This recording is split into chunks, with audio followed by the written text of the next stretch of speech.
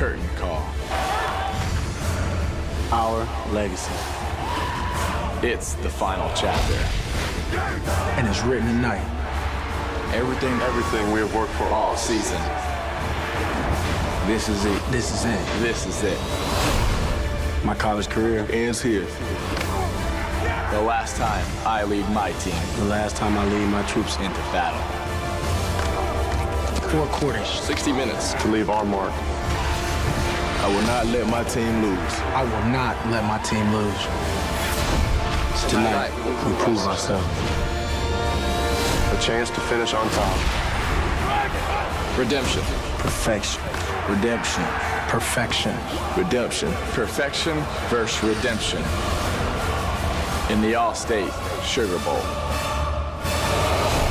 And it's right now on Fox.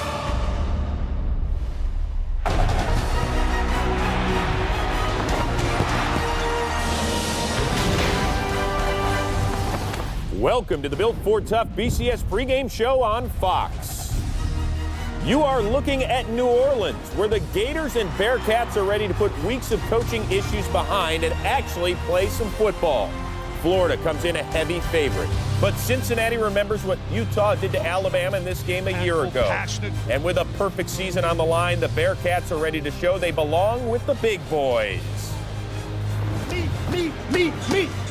That's what you should be telling yourself. Who gonna make that big hit? Me. Who gonna make that key block? Me. Who gonna get that pick? Me. Who gonna do this? Me. Now for that, y'all, let's get. It has been a trying week for Urban Meyer. Resigns and comes back all in 24 hours. But will this be his final chop on the Gators sidelines? It will be one and done for Jeff Quinn at UC. The man who replaces Brian Kelly at the helm tonight will take over at the University of Buffalo tomorrow. But this game is about players after all, and Cincinnati can score with the best of them. Tony Pike and Marty Gilliard have connected for 17 TDs in their career, and the man who's accounted for 141 touchdowns is playing in the final collegiate game of his career. Two-time national champion and 07 Heisman winner Tim Tebow taking it all in one final time. He is ready, and so are we. Unbeaten Cincinnati faces once-beaten Florida in the All-State Sugar Bowl on Fox. It is a sellout crowd and a boisterous crowd indeed at the Superdome in New Orleans. We welcome you to the 76th annual All-State Sugar Bowl, where the unbeaten University of Cincinnati Bearcats take on the 12-1 and defending national champion Florida Gators. And Happy New Year, everybody. Alongside the coach, Brian Billick and Chris Myers, I'm Tom Brenneman. Welcome to our BCS Bowl Bash on Fox. Generally, Coach, we talk X's and O's at this point in the broadcast, but tonight, I know you feel like with all the storylines with these two teams, tonight is all about emotion in this game. Tom, I promise you, it is nothing but emotion to start the game right now. Let's start with the University of Florida and, of course, Tim Tebow, one of the most passionate, emotional, and talented players in all of college football, playing his last game. And his coach, Urban Meyer, has led them to 2 national championships. Is this his last game as the head coach of the University of Florida? Across the way, the University of Cincinnati, it's all about respect. This is 2 years in a row they've been in a BCS game. They're 12-0. They believe a win tonight establishes them among the college football elite. And oh, by the way, their head coach, Brian Kelly, he's already left for Notre Dame. So I can't wait for this thing to get started. Well, we're ready to get it rolling here tonight. What a turnout by these fans from Cincinnati, and they are ready to welcome in the two-time defending Big East champions, the University of Cincinnati Bearcats.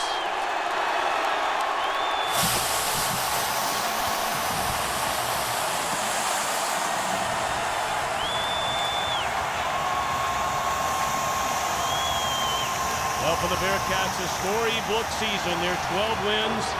The most ever in school history. And they did it primarily by scoring. Nearly 40 points per game, 6th most in all of college football. Their second straight BCS game a season ago. Losers to Virginia Tech in the FedEx Orange Bowl, and they try to get their first ever BCS win here tonight.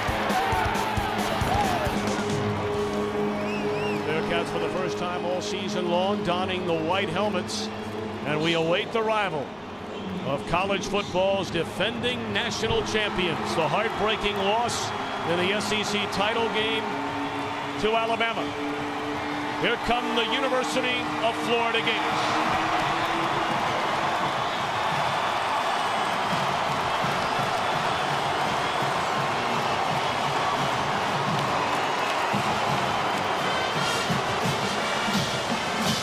Is this indeed the final game as head coach for the Gators for Urban Meyer?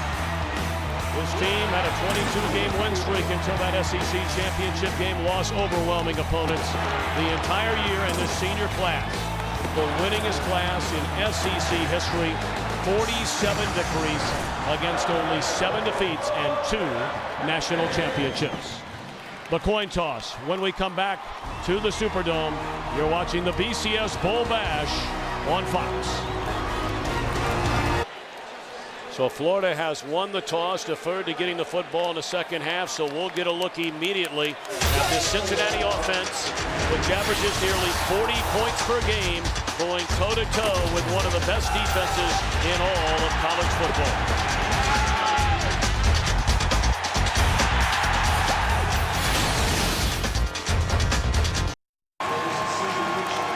Just about set to kick it off from the Superdome moments ago. Chris Myers caught up with Urban Meyer.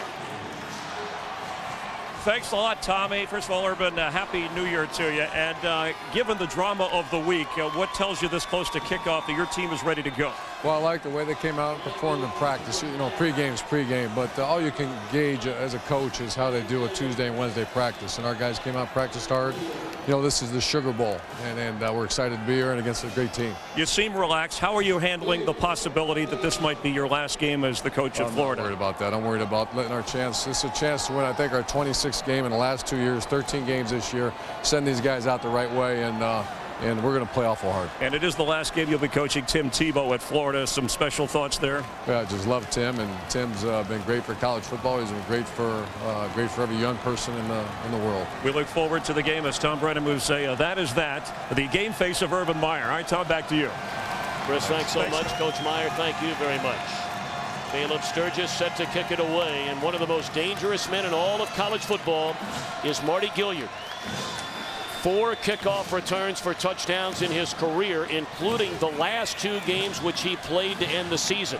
A 90-yarder against Illinois, a 99-yarder against the Pitt Panthers. So here we go from the Superdome. And Gilliard comes up to get it from the 7. And he is stopped at the 26-yard line. Senior quarterback Tony Pike. It has been a meteoric rise for this young man in a very short amount of time. He began last season number 4 on the depth chart. And due to injuries, by the 3rd game of the year, he was a starting quarterback. He broke his arm, missed 2 games, came back, and led Cincinnati to its first ever BCS game. He starts his 9th game this year and has thrown 26 touchdowns against just 6 interceptions. Wide open spread offense, a very efficient offense, and that's Marty Gilliard. And he's out to the 32-yard line. That'll be a gain of 5. Here's tonight's Merrill Lynch Wealth Management starting lineup for the Bearcats on offense. Isaiah P., the sophomore running back. Dynamite receiving trio led by Gilliard along with Benz and Woods. And this very underrated offensive line allows less than a sack per game. But a tall order tonight against this Gator D.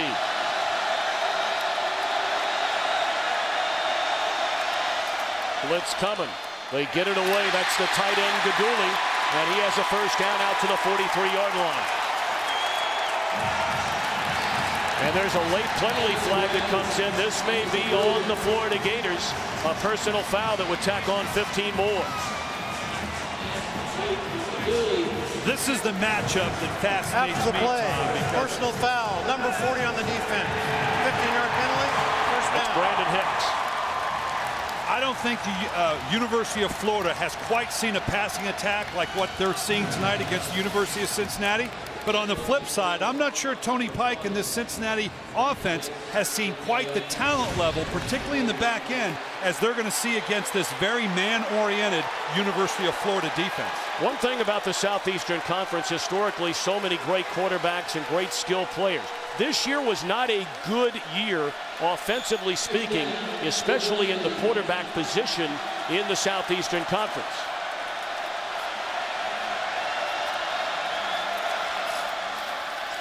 They give it to Jacob Ramsey. He's off the left side, and a big gain for Ramsey. He's inside the 30. There is a penalty flag down.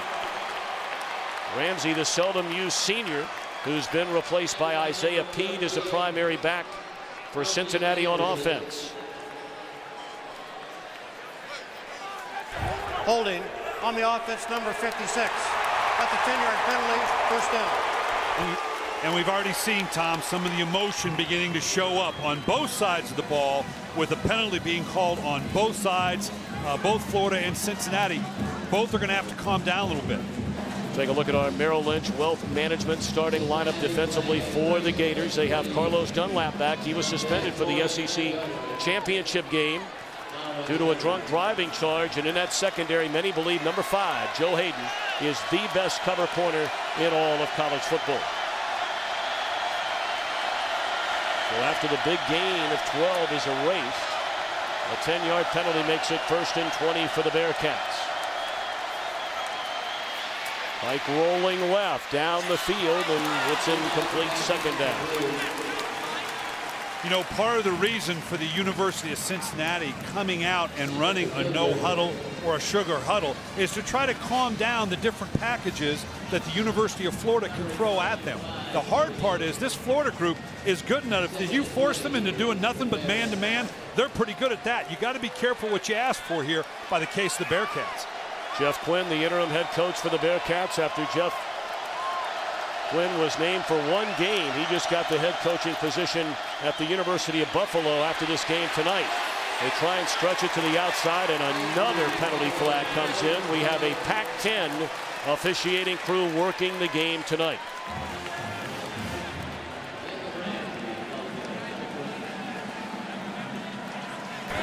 Holding on the offense, number 66. 10-yard penalty, second down. Penalty is declined, third down. Here you're going to see it on the right side of the screen as we come back. Just up in here. Ends up getting a little bit of a hold. Anytime you extend your hand away from your body like that and you get all jersey, it's going to get called by the officials. So a couple of penalties have really stalled this opening possession for the Bearcats. 3rd and 22. And Pike rolling, chased by Dunlap. And it is caught, but far short of the first down, and Cincinnati forced a punt on its first possession of the night. Part of the issue for the Cincinnati Bearcats offensive line, Tom, is the sheer speed and athleticism of the Florida front can lead to a lot of these holding penalties because they can't just latch onto them. Of course, the Gators are without Brandon James, so Chris Rainey will get the first try at returning the punt, and he's dropped immediately at the 15-yard line by Orion Woodard. So Tim Tebow and company get the football for the first time when we return.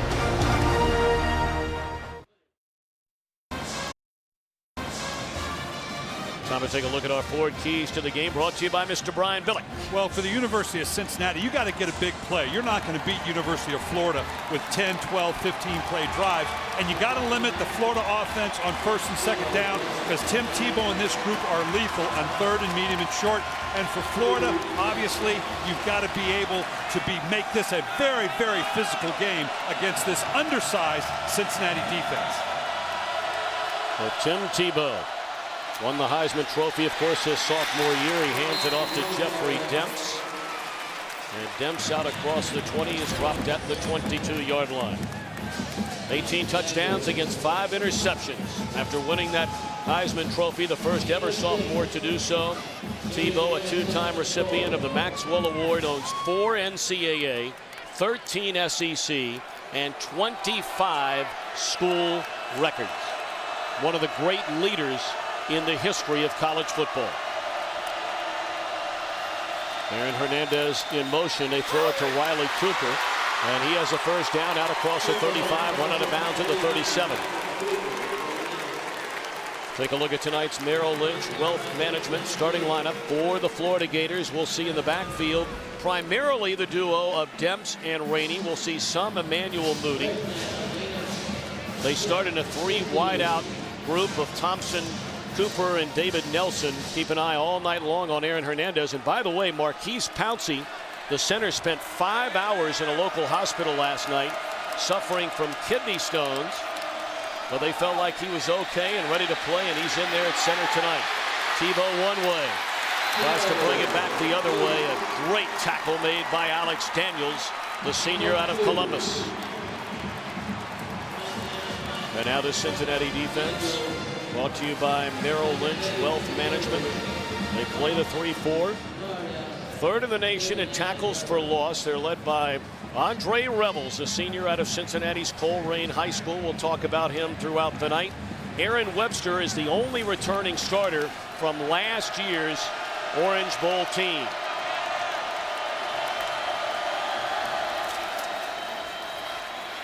Shovel pass to Hernandez, and you can't play it any better than that. Although, are they going to get a face mask on John Hughes or a horse collar tackle? Yeah, it looks like he got his hand in there. I couldn't tell if it was the face mask or in behind the pad. We're going to see here as he pitches the ball. No foul.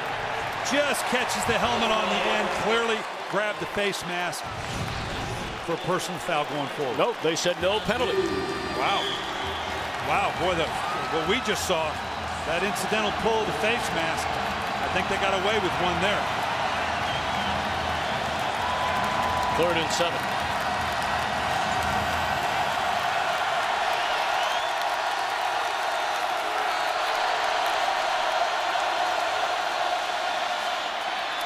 Hernandez very close to a first down. It looks like he has it up to the 47-yard line.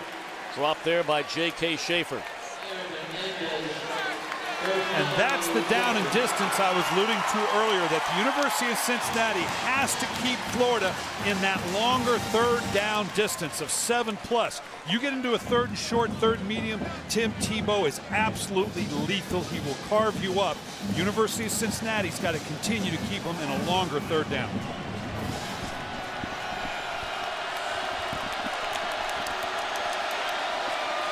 Tebow to throw it on first down to Emmanuel Moody, who checks in for the first time. And the former USC Trojan, who transferred 2 years ago, has been hurt most of this year, gets inside the 45-yard line. Well, of course, Tebow, over his 4-year career, the numbers are simply staggering. Closing in on 12,000 yards of total offense, the most in SEC history. The 141 total combined touchdowns. That's the 4th most ever in the history of football. And the most rushing touchdowns, surpassing Herschel Walker among all SEC players.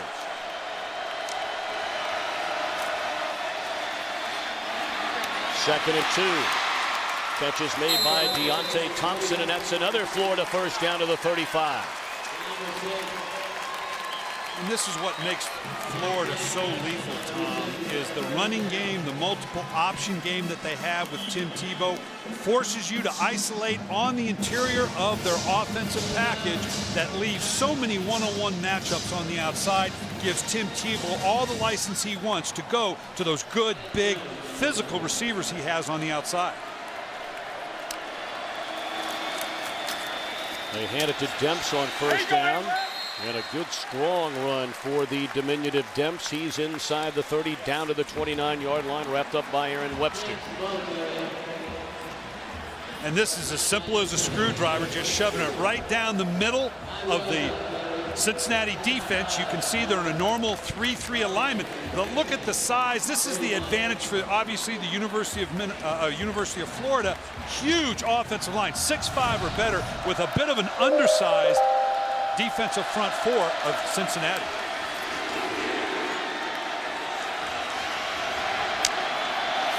Ninth play of this opening drive for Tebow and the Gators, and he is dropped back of the 35-yard line, and there's some extra pushing and shoving going on. Alex Daniels, the first Bearcat there. Nice job of the Cincinnati secondary. Watch how this pocket collapses around Tim Tebow. He's got no place to go. A straight read down the field. This is not Tim Tebow's game. If the initial 1-2 read's not there, he's got to pull it back down, and the pocket collapsed around him. Nice pressure by Cincinnati. Daniels leads Cincinnati in sacks, and on this 3rd down and 9, he goes to the Bearcats sideline, shaken up.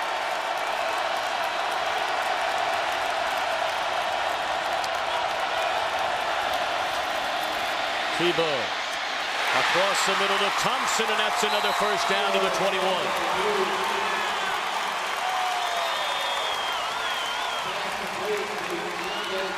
Nice job by Tebow here.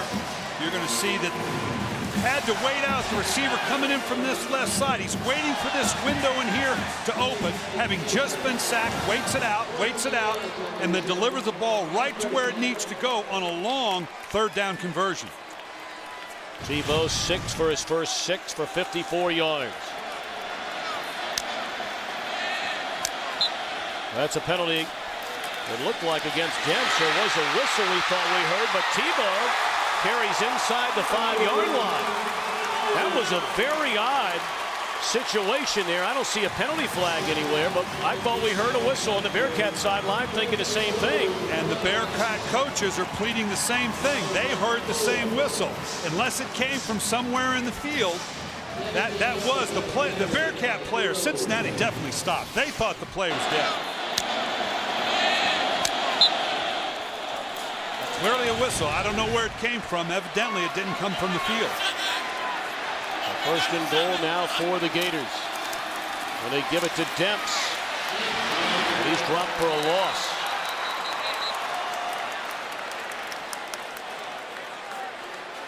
Daniels back in the game for the Bearcats, along with Rebels and Schaefer on the stop, and Demps is down injured.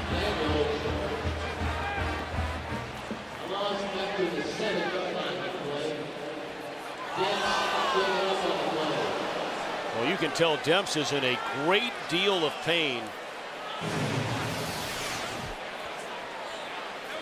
Here you can see right here, Demps, as he's going down. That's a left arm. All of a sudden, he just landed kind of odd on that left side. And then the player came in over the top. It looked like maybe he got his arm caught in between his body and the turf there as he went down. But take a look again when he puts his left hand down on the ground. We're going to get back to that when we come back.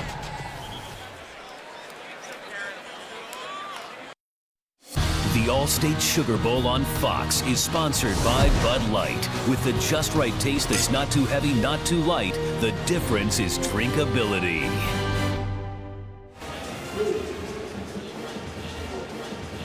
Tonight's aerial coverage is brought to you by Bud Light on a beautiful night in the Big Easy. That was not anything you want to watch very many times. What just happened to the left arm, the left elbow of Jeff Demps.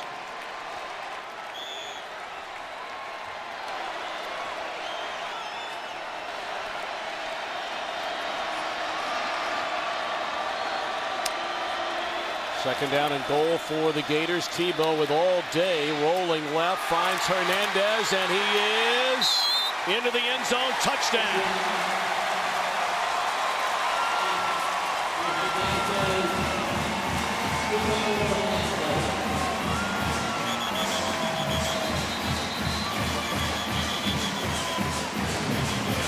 The last thing you want to do is let Tim Tebow get outside the pocket.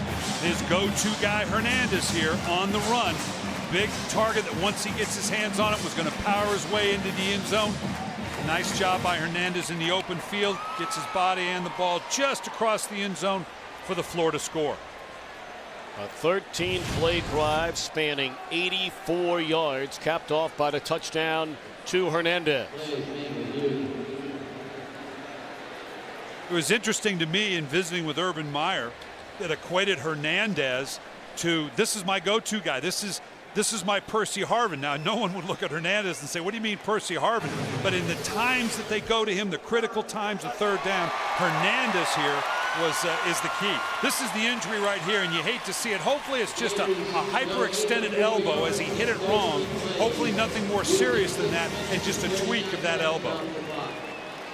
And they're still looking at Demps over on the Florida sideline. In fact, they already have him in a sling over by the Florida bench. Caleb Sturgis comes on for the point after. And it's blocked.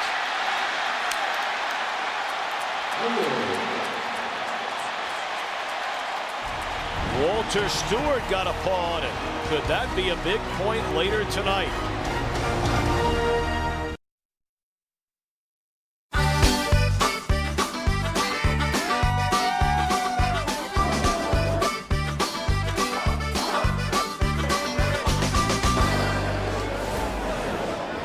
What an impressive drive for Tim Tebow and the Florida Gators. 13 plays, 84 yards. Tebow 7 of 7. Rushed for 16 yards and capped it off with a 7-yard score to Aaron Hernandez.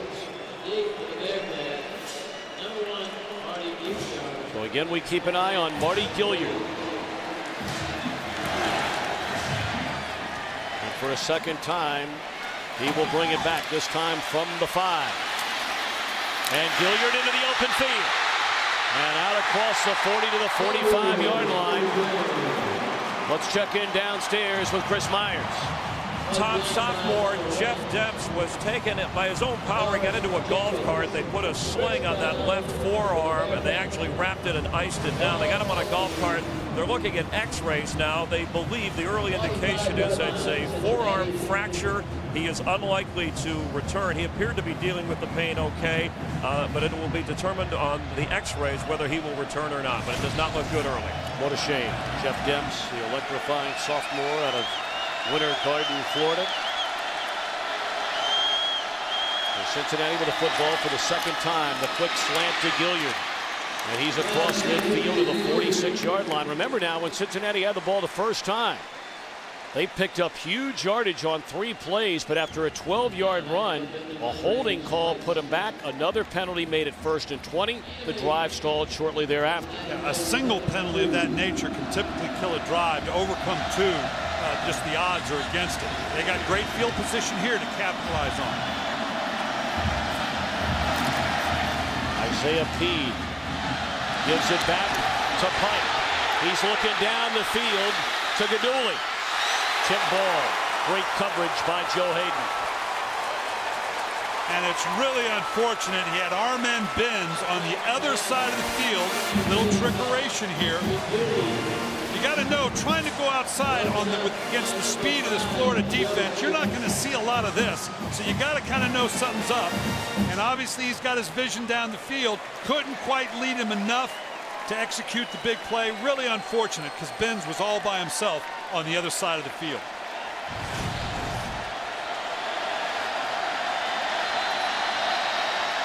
Pike out of the shotgun on a 3rd and 2, and he is dropped for a loss.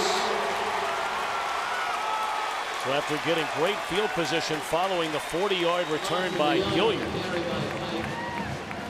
would Cincinnati dare contemplate going on 4th down? Remember, Jeff Quinn is the interim head coach, replacing Brian Kelly, who departed Cincinnati going to Notre Dame after a perfect regular season. Well, obviously, as they've got the punt team on the field, this is the thing to do. It's way too early in the game to jeopardize putting this potent Florida offense on a short field. You want to opt here, see if we can get them pinned down, hopefully inside the 10-yard line, to see if they can go the distance again.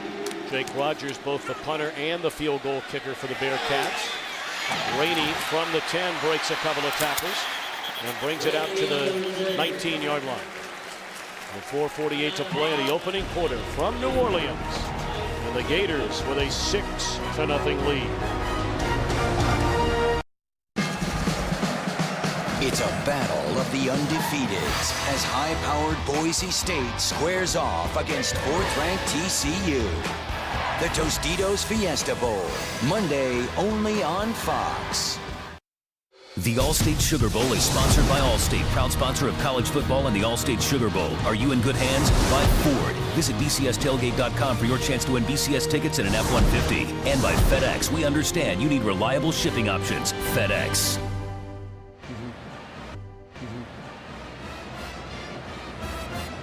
Well, if Tim Tebow is your guy, You can follow him the entire game. Log on to foxsports.com for our exclusive Tebow cam. We have a camera tonight dedicated to showing the Florida quarterback in this his final collegiate game.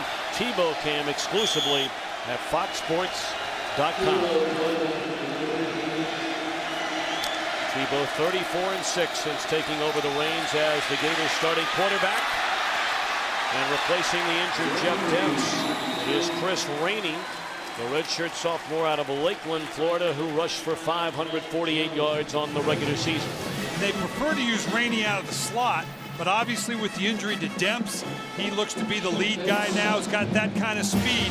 You can get him to the outside of the perimeter of Cincinnati's defense. He can do some big damage with some big plays. The speed of both Dempps and Rainey is truly staggering. Rainey placed third in the 4x100-meter relay at the NCAA Track and Field Championships a year ago. But dropped back to the 31-yard line is Emmanuel Moody. And a man who blocked the point after a moment ago, Walter Stewart, a redshirt freshman, there to make the stop. This nice penetration in this play by Cincinnati. Simply coming in through the gaps here. The defensive line, they've got a good solid wall here. Shucks off the pulling guard's block. Nice job by the end, wrapping up the Florida running back. 2nd and 12. Tebow to throw it down the middle of the field. Wide open is David Nelson, and that's a first down to the 40-yard line.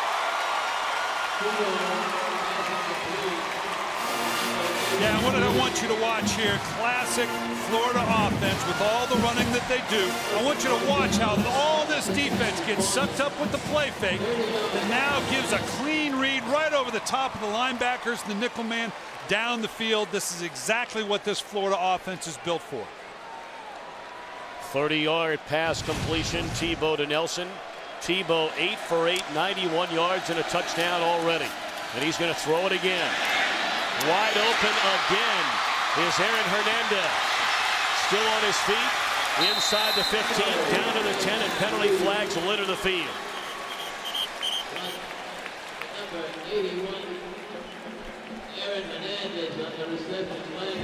Many wondered, could this Cincinnati defense hold up against this Florida Gator team? During the run, illegal block in the back, number 3 on the offense. That's a 10-yard penalty from the spot of the foul. First down. A penalty against Chris Rainey. Well, we talked about the way they use Hernandez in the slot here. And now he just comes in. It's got to be a broken coverage. They rolled off and took the deeper man. Stewart following back into coverage.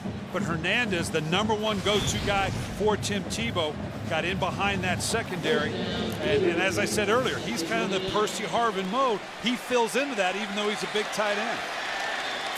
Now we kind of raised our eyebrows when Urban Meyer said that the other day in our meeting. He is our version of Percy Harvin.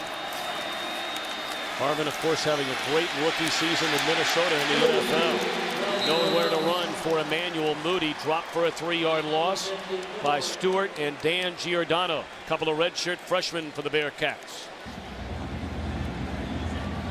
Well, our great overhead shots tonight. Boy, what a great camera that is. Brought to you by DirecTV.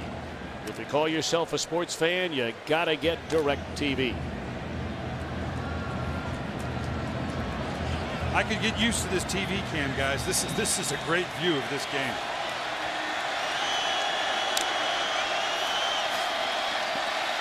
Tebow looking around, great protection. Flag comes in, still being chased and finally thrown to the mat by Alex Daniels. He's been extremely active early on tonight.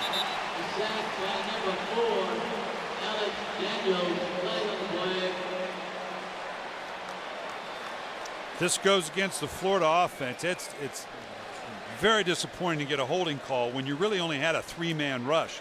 You got to figure your 5 guys can keep the 3 out without holding them. And you got to believe Cincinnati would Personal decline foul, this penalty. Illegal hands to the face, number 57 on the offense. And that's what it was. And that's one of those things where the hands start on the pad, works their way up. That penalty's declined. Third down.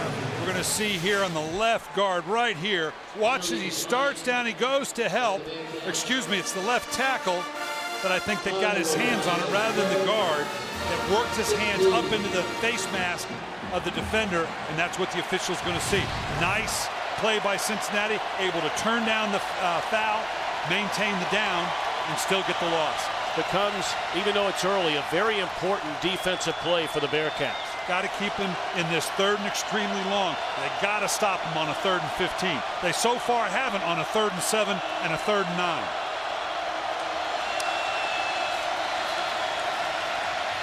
Tebow steps, throws, catch made, but short of the first down. Riley Cooper at the 23-yard line came back to get it. And out comes the field goal unit for the Gators. The size of these Florida receivers, Riley Cooper, David Nelson, forget the offensive line. They're all 6'5" or better. But David Nelson, 6'5", Riley Cooper, 6'3". This is as big and as impressive an offensive unit physically as I think I've seen in college football. 40-yard field goal try for Caleb Sturgis, who hit on 21 of 28 on the year. And it sneaks inside the left upright, and it is good.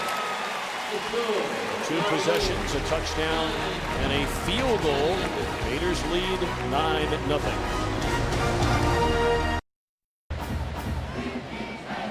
Here's tonight Reese's perfect profile on the 12-0 Cincinnati Bearcats. They were picked 3rd preseason in the Big East and then went to New Jersey and just blasted Rutgers. 2 weeks later, beat Oregon State on the road.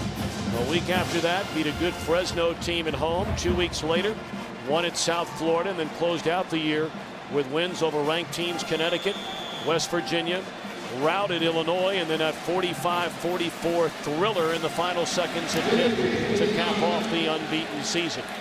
Gilliard for a 3rd time. He brought it back 40 yards the last one. And he is hammered to the deck at the 23-yard line by Janoris Jenkins.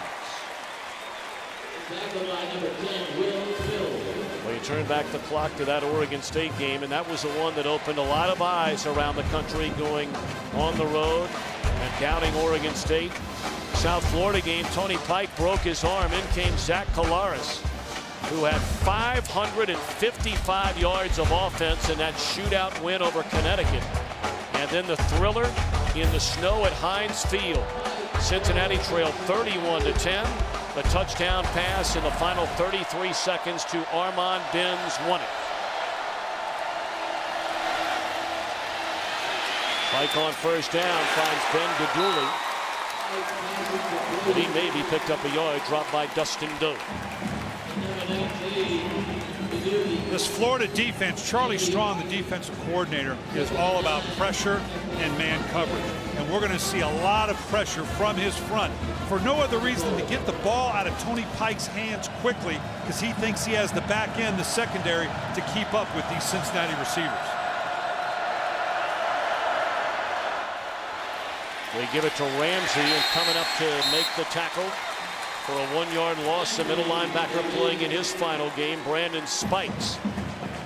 Of course, the story's been told many times. Spikes and Tim Tebow, heavily recruited by rival Alabama. The two were together on their visit. And Brandon Spikes was asked, "Where are you going?" He looked at Tebow. He said, "Wherever he's going." That's good evaluation on Spike's part. 3rd down, and Pike is sacked all the way back to the 15-yard line by Justin Tratto. So 3 and out this time for the Bearcats offense on the final play of the opening quarter. 9-0, Gators lead it. The All-State Sugar Bowl on Fox will continue after these messages and a word from your local Fox station.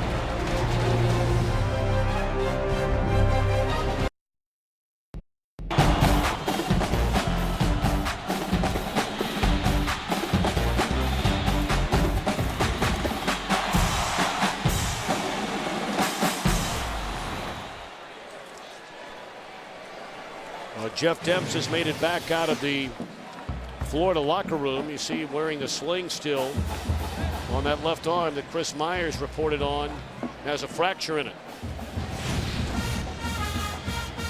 For more on that story, let's check in with Chris once more. Yeah, and Tom, they did look at the x-rays and found out it's a dislocated elbow. So he's out for the remainder of the game. No torn ligaments. They had to snap it back into place.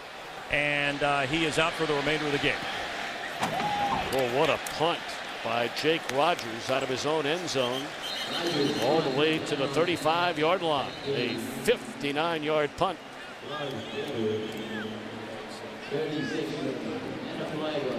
There is a penalty flag back on the far side of the field. It's be offsides against the Florida Gators.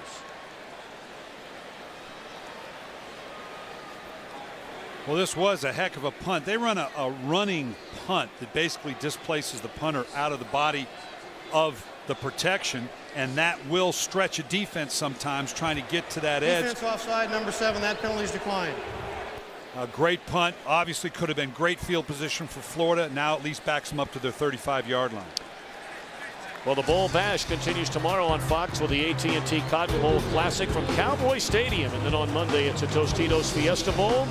Boise State and TCU on Tuesday, the FedEx Orange Bowl. The Bowl Bash continues tomorrow, 2 Eastern, 11 a.m. Pacific, only on Fox. The Iowa Hawkeyes will take on the Georgia Tech Ramblin' Wreck. What a great year they've had. And first down, it's Rainey, and he's up to the 39-yard line, a gain of 3. Well, initially they put Rainey in the backfield to account for the injury to Demps, but now they're running Moody in there a little bit more. I think they want to maintain Rainey on the outside, motioning in from the slot where he's most effective.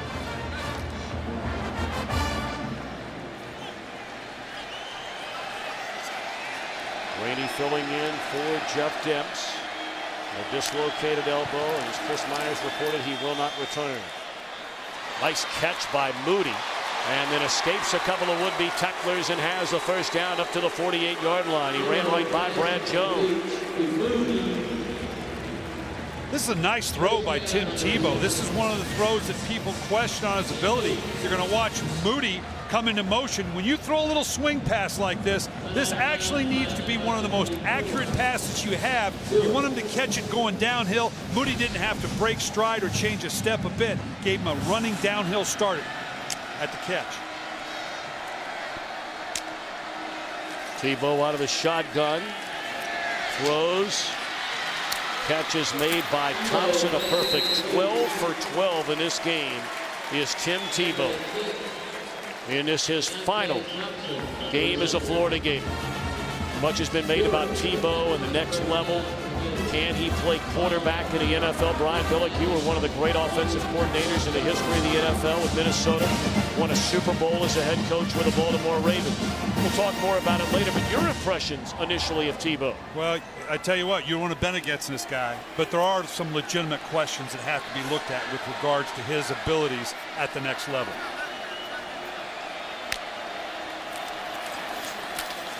They give it to Moody, and he's up the gut inside the 35 to the 33-yard line. It'll bring up second down and a yard. And this is the heart of the option that they run. Watch the mesh point between Tebow now and Moody. How long and deep he rides him in. Boy, that really stretches a defense, because when you can't know until that late which of these two really good athletes is going to have the ball, that really stretches the defense in a way that makes it almost impossible to defend.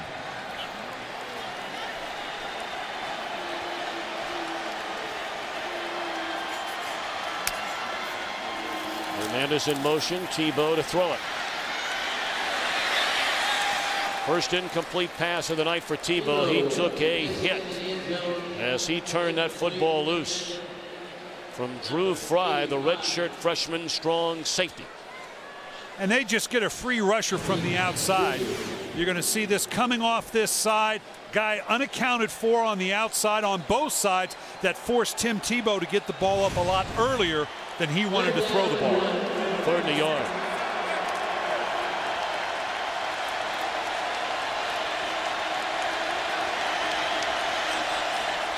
They're working a tackle over set here. They've moved the big beef part of their line right over into here on a short yardage. And let Tebow keep it. I don't know. This is very, very close. If he didn't get it at this point of the field, you got to believe the Gators would go for it. Yeah, it shows you how much I know. I'm telling you they're lethal on 3rd and 1, 3rd and 2. They convert on 3rd and 15, 3rd and 9, 3rd and 7, and don't convert on the 3rd and 1. Yeah, why not? Why not? You got Tim Tebow, this athletic Florida group. You got the lead in your back pocket. 4th down and less than a yard. And Tebow out of the shotgun. He'll run it. And he got it.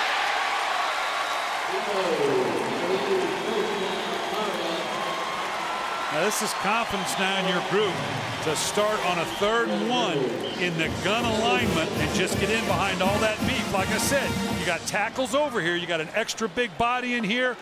And now you're counting on that big physical offensive line of the Florida Gators to win that matchup against the undersized Cincinnati defense.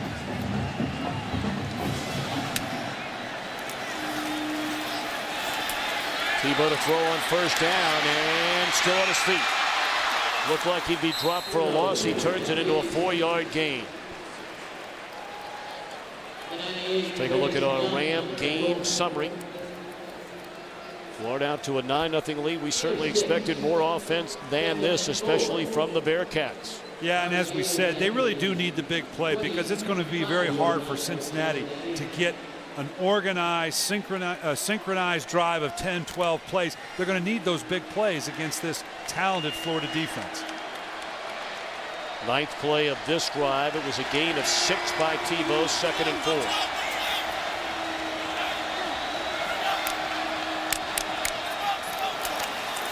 Moody blasted as he took the handoff from Andre Revels.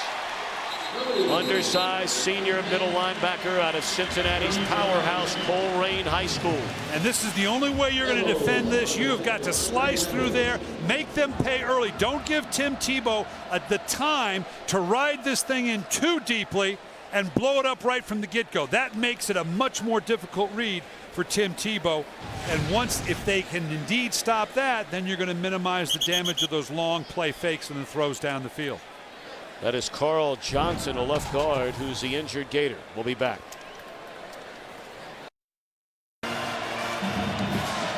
Johnson able to walk off the field. They're taking a look at that right shoulder.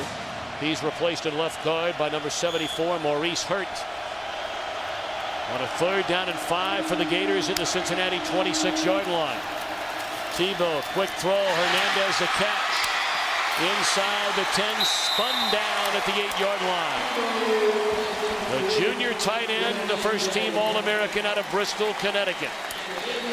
Well, as we said earlier, we've seen it all year long, and we've seen it already in this game. Obviously, Tebow, when he needs something in a critical situation, he's going to look for the big target of Hernandez. Very nifty down the field as a tight end. Obviously, 6'2", needs to get better as an inline blocker, but obviously as a talented receiver, has the potential to do well at the next level. 1st and goal for the Gators. Emmanuel Moody met at the line of scrimmage by Walter Stewart, the first Bearcat there. Florida actually has had some difficulties in the red zone, Tom. You wouldn't think with this option-oriented football that's just made for the confined spaces inside the red zone. Probably one area that Urban Meyer wishes they'd have been a little bit better this year in terms of converting touchdowns in the red zone.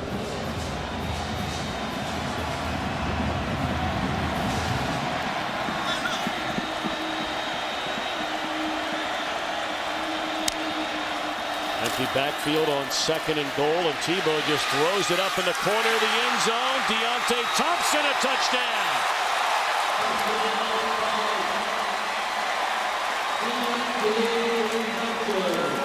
Unbelievable throw and catch. Under duress, Tim Tebow, unbelievable body control. Gets his hands on the ball. Obviously only has to get the 1 foot down, control all the way to the ground. Had guys all over him, had to rely on his receiver. This is a big league catch right there. Thompson, the talented redshirt sophomore out of Belle Glade, Florida. Only caught 19 balls during the season. Big things in store for him in future years, and the point after is good. So now with 9:07 to play until halftime, the Gators extend their lead 16-0.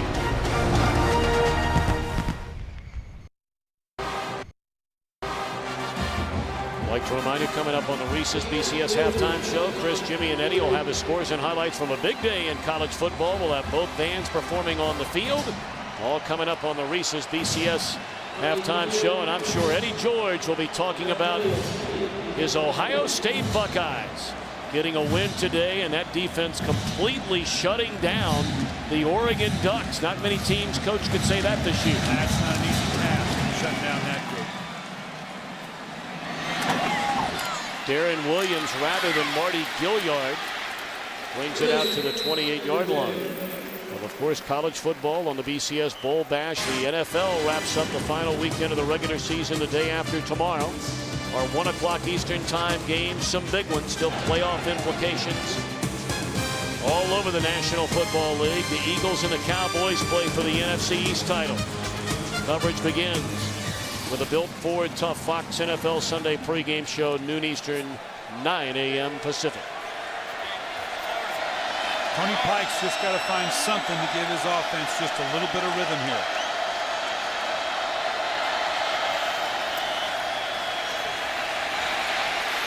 Pike on first down, and he is sacked.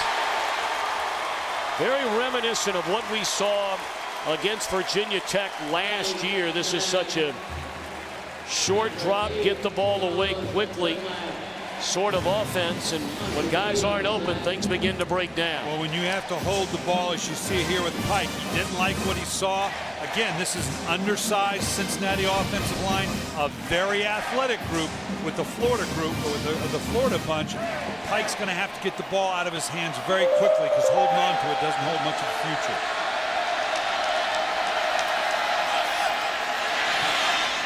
Pike down the middle of the field and jarred loose.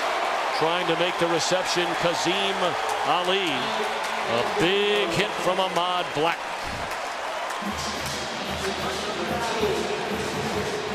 The thing about this Florida secondary, here you can see as a long looping pass down the field. This entire secondary, Joe Hayden is the one that gets all the attention. And a lot of people thought, okay, they'll come in and they'll just match Hayden up one-on-one with Gilliard. They could put any of these secondary. They're very comfortable. Face on the offense, number 71. That penalty's declined. Third down. We had a late flag come in against the left tackle, Jeff Linkenbach. But the Gators will decline the penalty. 3rd and 18. But they don't need to play matchup coverage to finish the thought that I was talking about. They could put any one of these secondary guys on Gilliard, allowing Hayden to come off of that corner where he's his best. Again, 3rd and forever for this Cincinnati offense. Gators only rush 3. Pike down the field for Benz. Nearly brought it in. Into double coverage. It was a beautifully thrown ball by Pike, but jarred loose by the duo of Hayden and Major Wright. Both these last 2 throws were pinpoint accuracy by Pike. The receiver just not having the strength to bring the ball into the body late into the play. Beautifully thrown balls by Pike. Punt away by Jake Rogers. And another good one by the Cincinnati punter. Spotted out of bounds at the 34-yard line. All Gators so far tonight in the Big Easy.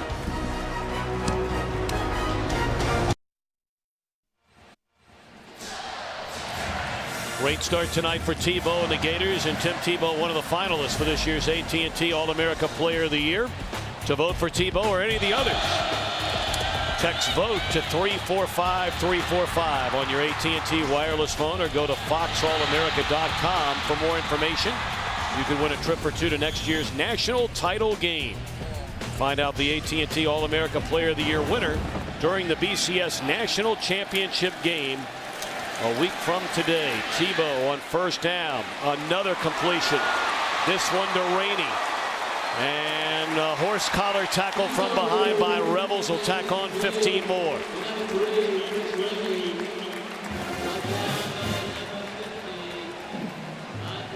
With the kind of speed that this Florida team has, you kind of grab for anything you can as they go blowing by you. Tough position for Cincinnati to be in. Foul. Horse collar tackle, number 50 on the defense. 15-yard, first down.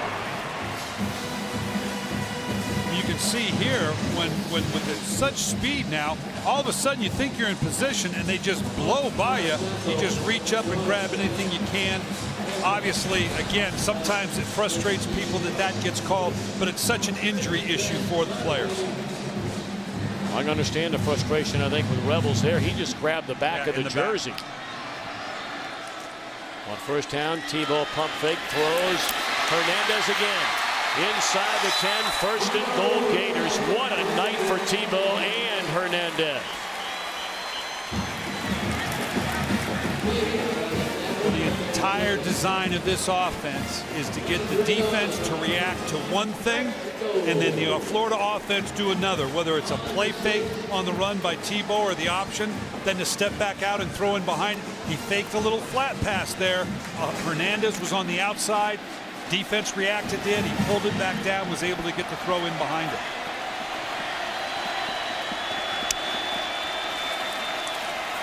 Moody on first down, cuts it back to the inside and into the end zone for Emmanuel Moody.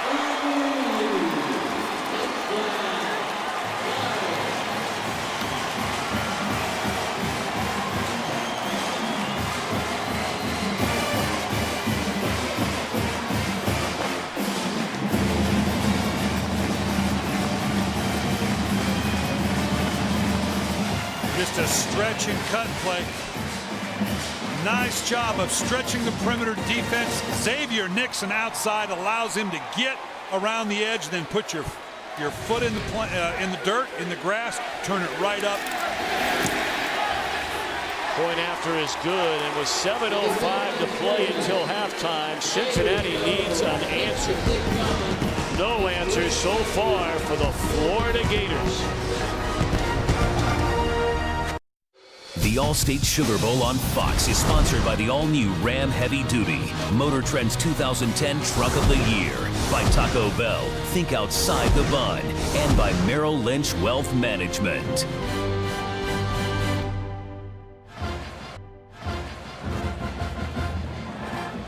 Tonight's aerial coverage is brought to you by Bud Light. Of course, a big night here in New Orleans last night on New Year's Eve. It was a lot of places, maybe a little more so here. Yeah, I've never been to New Orleans on New Year's Eve, and I'm 56 years old, and there were some eye-opening things here even for me. It was great fun, though. They took great care of us down here. Really appreciate the hospitality of the Sugar Bowl committee.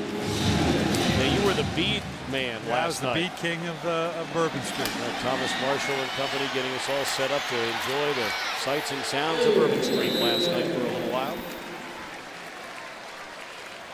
Well, now Tony Pike and company with under 7 minutes to go, trying to get on the board before the half. Our overhead shots brought to you by DirecTV. If you call yourself a sports fan, you gotta get DirecTV. And the dilemma for Cincinnati now, Florida has scored more points in the second quarter, 175, than their opponents have scored in totality all year long. This is an uphill battle for Cincinnati right now.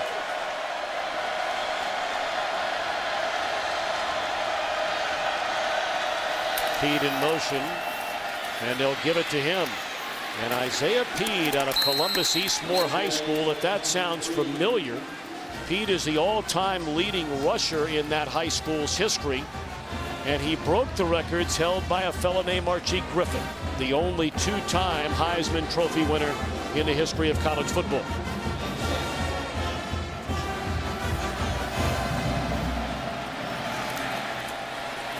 Gilliard, a first down reception up to the 40-yard line. For more on Marty Gilliard, here is Chris Myers. Well, Tom, that's what the Cincinnati sideline wants more of. And Marty himself, before the game, and he's one of the few guys on the Cincinnati team not from Ohio, a Florida native, said, we're the undefeated team. We're being treated like a Division II team. And moments ago, he was trying to encourage Tony Pike on the sideline, said, you know, I stepped up when Brian Kelly resigned. We need to step up now. That's an Aaron Hernandez-like play for the Cincinnati tight end, Ben Gaduli, and he's up to the 44-yard line. Now, Gilliard is a young man who grew up in Florida, Bunnell, Florida. Went to Flagler Palm Coast High School. His story is one of the most amazing stories, a journey to get to this night that you will ever read anywhere at any time.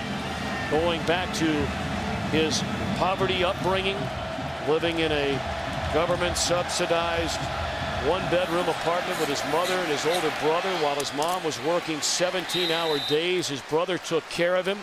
They didn't have lunch meat in the house very often. They didn't have milk very often. They didn't have peanut butter. He said, one of the reasons I'm so thin is because we used to dip bread in syrup and pour water on our cereal in the morning. But his mother, with lots of love and lots of faith, the help of his older brother, who's now a deputy sheriff in the same hometown, watch little brother excel all year long and here tonight.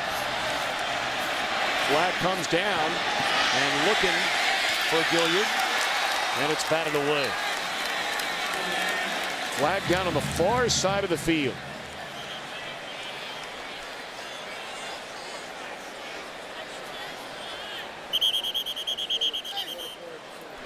Offsides, defense number 41, 5-yard penalty, first down. And the injured Gator is Janoris Jenkins. Yeah, when they went up for the ball, Gilliard did a nice job of converting into becoming of a DB now, but they all kind of came down in a pile here, and hopefully he just got the wind knocked out of him. See here at the top, Gilliard knows I'm outnumbered here. I'm just going to jump up and knock this thing down, and then it's just a mass of bodies and some friendly fire there coming in from the outside, ran into right. Like I said, hopefully it's just a just getting the wind knocked out of him.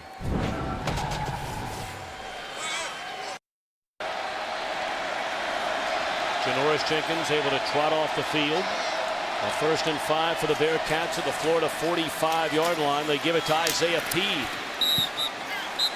And he runs his way hard, running by Peed to the 40-yard line. A big collision with Brandon Hicks. And then some extracurricular business down there, and they may have gotten Peed. But when you're down 23-0, you cannot have that. Nah, and he's still jawing on a little bit. This is, you know, Cincinnati's finally got a little rhythm going. They've hit him with a shuffle pass. They've gotten a couple throws. They've gotten to the outside. And now to be backed up on what looks like it could be a personal foul against Peed, boy, it's an uphill climbing, particularly down 23-0 to a team like Florida. After the play, personal foul, unnecessary roughness on number 25 on the offense. That's a 15-yard penalty. It will be second down. I think they meant to say 23. Yeah, that was.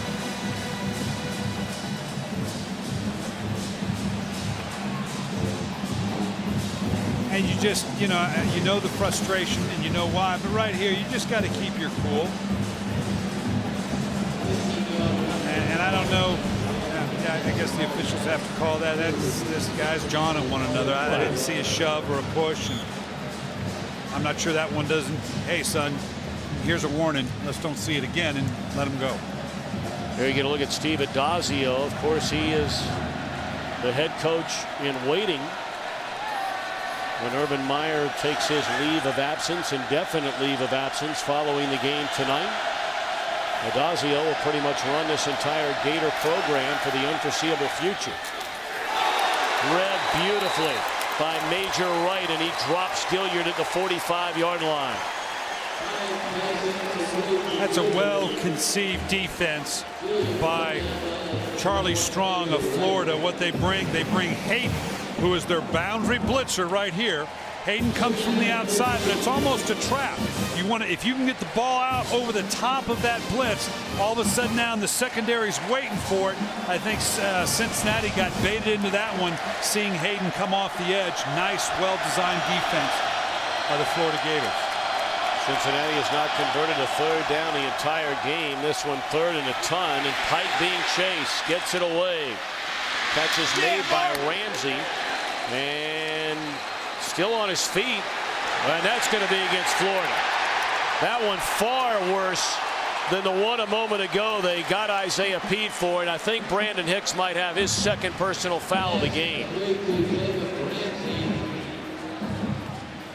But this one's interesting because it looked like he was down. You're going to see him get out around the edge here.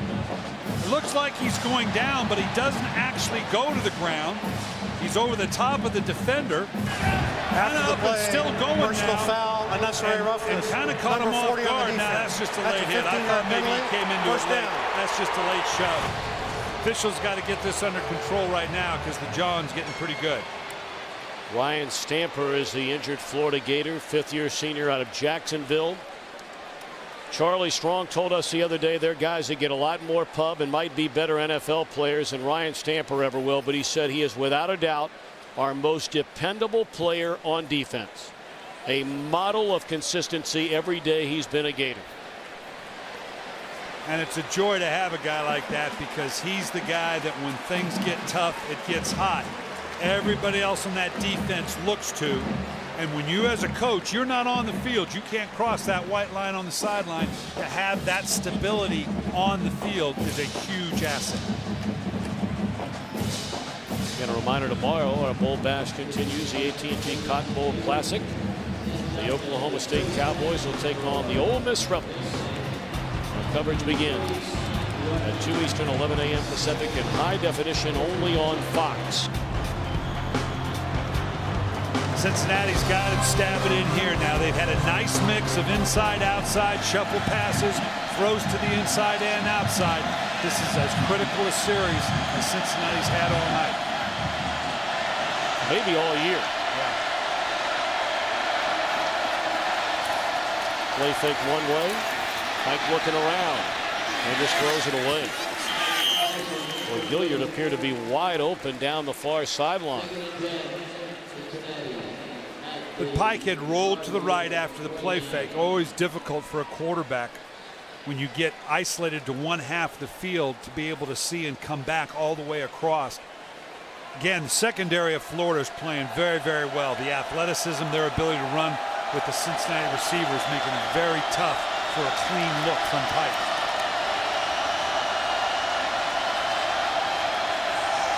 Everybody up and showing pressure. We'll see if they bring them or they're okey-doke and Pike and dropping out.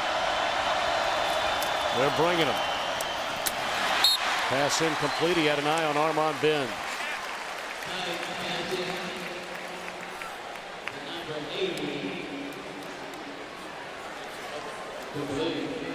Quinn's going deep into the playbook now. He knows he's got to stay as broad-based as he can get. You can't rely on just one thing with the athleticism of this Florida defense. You got to get him outside the pocket. You got to mix in the runs. You got to get as many one-on-one matchups as you can get. Gilliard's your go-to guy here. Play clock under 10. They roll Pike down the field. Incomplete. He had an eye on Gaduli. Well, it's fourth down. This would be about a 46-yard field goal try for Jake Rogers. And he'll come out. And that's the dilemma for Cincinnati. You roll Pike out to get away from the pressure, but you cut the field in half doing it against a very athletic secondary of Florida. So tough dilemma to be in.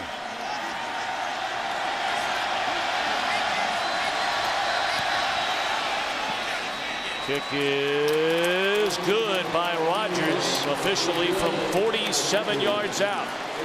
So this Bearcat offense, which averages, well, if you round it off, 40 points per game, on the board for the first time tonight, trailing 23-3. Well, so much has been made. You go back a week ago tomorrow when Urban Meyer made the decision, shocking the sports world, that he was stepping down as the Gators head coach. 20 hours later, after an inspired practice, he changes his mind. And that story has not ended ever since. Well, I can certainly empathize. First off, Urban Meyer doesn't owe you, me, the media, or the fans any kind of explanation about his personal life, whether it's his health, his children, his family.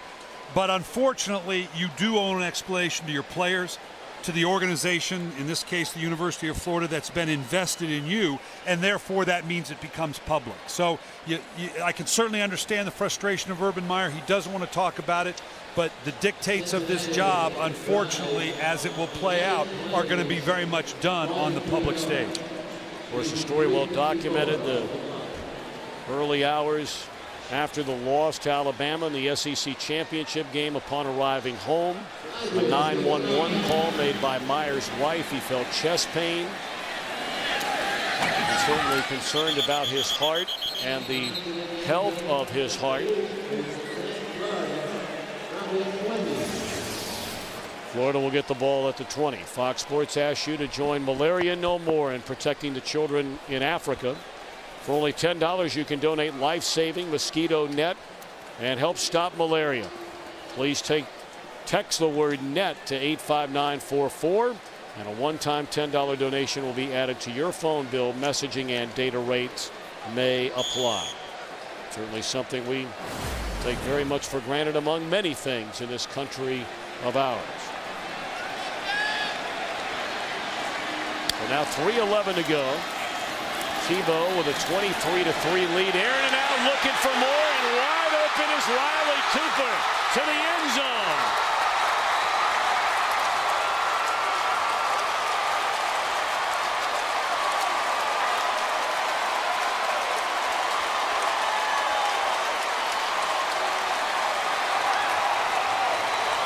Well, Riley Cooper just blows by Dominique Battle. There again with no help over the top. All eyes are now inside because the play fake. Safety not in position. He has his eyes on the quarterback and on the run action of Florida. Riley Cooper has got legitimate open-ended speed. One-on-one battle with Dominique Battle. Obviously Riley Cooper. Big explosive play. Really uncharacteristic for this Florida offense. They're not a big play offense per se. Of course, Tebow and Riley Cooper roommates the last couple of years. 30-3 Gators. Goodness gracious.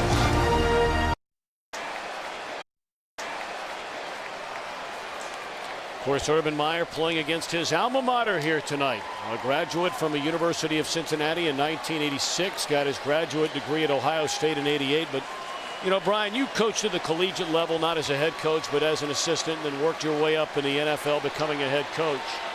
I'm sure you can relate to the pressure that Urban Meyer and so many others must feel day in and day out in this job. Pressure as it applies in context, of course. Sure, and it's not just the pressure on the field and the wins and losses. It's the pressure, and Urban Meyer is very much into the growth of this young football team, of his players.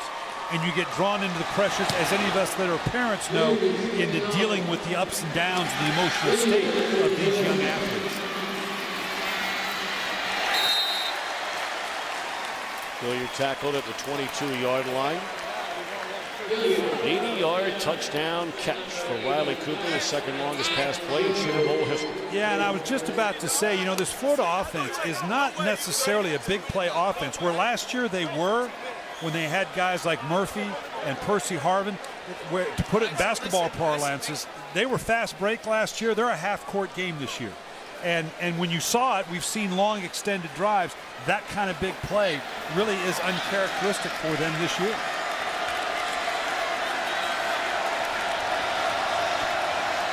So now Pike on first down from his own 24. Will give it to Ramsey. And he is dropped by Brandon Spikes. You know, there are those, the whispers around the Florida program that, you know, the Carlos Dunlap situation is one, I'm not going to say that put Urban Meyer sort of over the top, but that was a serious blow to all the things he's been trying to do for this Gator program. And I don't mean to single out Dunlap, but we've heard that story repeated over and over from a number of people who should be in the know and are in the know. And when Meyer took over for Ron Zook, he came in and cleaned out, I'm not going to call them malcontents, but certainly a lot of players around this program that he did not want around and try to get this thing going in the right direction.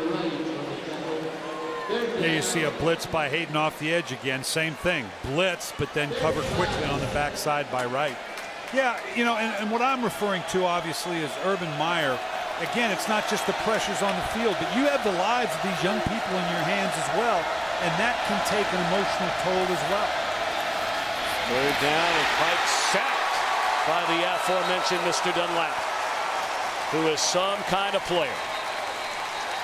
Well, and you're going to see Dunlap. This is one impressive athlete coming off this weak side here. His quickness, look at, he spins right here. All of a sudden, the offensive lineman couldn't even get his hands up. The quickness, the athleticism, the long arms of Dunlap. This is very much a pro prospect should he choose to come out this year. He was the defensive most valuable player in the 2009 FedEx BCS National Championship game a year ago. First team All-SEC. And Tony Pike has been under heavy pressure all night long. And again, not just from the front seven or the front four, but that pressure is a result of the shutdown coverage that this athletic Florida secondary is able to do to these Cincinnati receivers, making it very difficult for Tony Pike to get anything off with any kind of rhythm.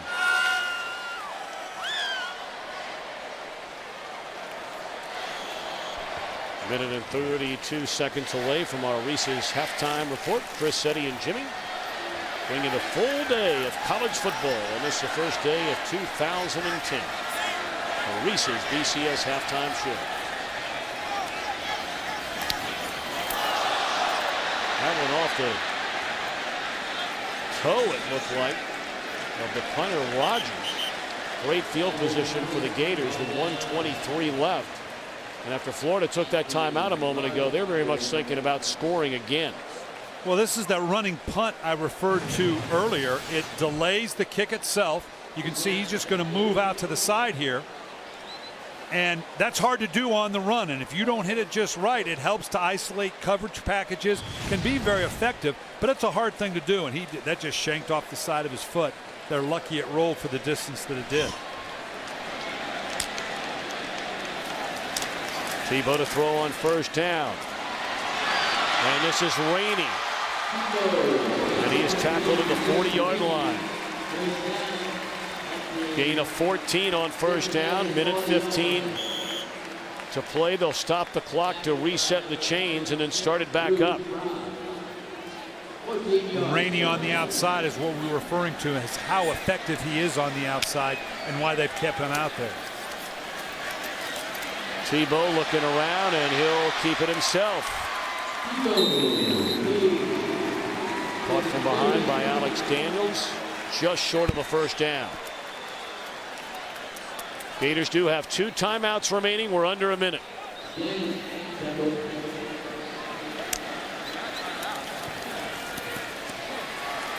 All day to throw for Tebow.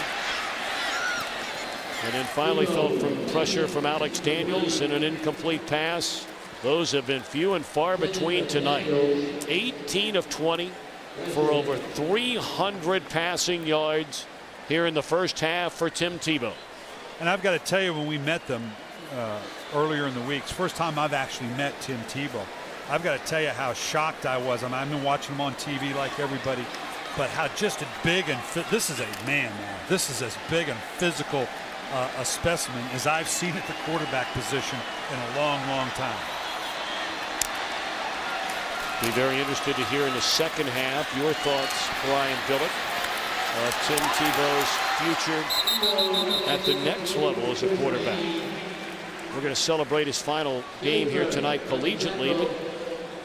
But you've been around the NFL and around quarterbacks for a long, long time. Well, as I said, and we'll talk about it in the half. Illegal shift on the offense, 2-minute motion without setting. 5-yard penalty, third down. And there's a lot of scrutiny that's going to come over Tim Tebow, and we'll touch on in the second half. But you meet this young man, regardless of what the odds are, whatever his future is, this young man's going to be okay. What an outstanding individual he is. Has great personal confidence and strength, not arrogance, but there's a personal strength in what it is he wants to do. but he's going to be challenged over the next little bit as he moves on to this next level, because now it is about the business. And there's going to be a lot of people that are going to scrutinize everything that he does. And he'll be fine with it, but I worry about him. I do, because he's going to be scrutinized in a way that I'm not sure he's totally prepared for. Really is amazing. You and I were talking about this before we had a chance even to sit down with the Gators. You know, you go back to the championship game last year and really throughout his entire career. I don't know if it has to do with his faith. I don't know what it has to do really with anything, but it is amazing some of the jealousy and the cynicism and the sarcasm that is directed at a young man that, you know, it's safe to say. I mean, who wouldn't want your kid to grow up to be like Tim Tebow, right? But you can be Tebowized. It can be too much, and it's not the young man's fault. We do it all the time as the media, but sometimes you can just wear out your team. You can even wear out your fans. Hernandez a catch, tackled by Schaefer at the 30. Stop the clock as they convert to a first down. They're trying to hurry to that line of scrimmage before they started back up. 19 seconds remaining. You know, it was interesting to listen to them talk about how the way this team, and he's come in, it's been very much made public about he's got a great personal faith. He's very faith-based. And you can be put in some very uncomfortable situations. It was interesting to hear how readily his teammates protect him. If they're out and about and they see some things going on that obviously could put him in a compromising situation, you know, I mean, you're on a college campus, those things happen. They jump in right away. They protect him from those types of things.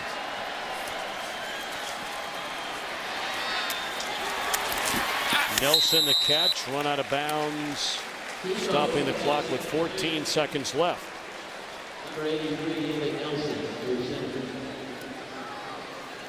You know, the halftime discussions of a coach and his team, in this instance Jeff Quinn and his Cincinnati Bearcats, at halftime down 30-0.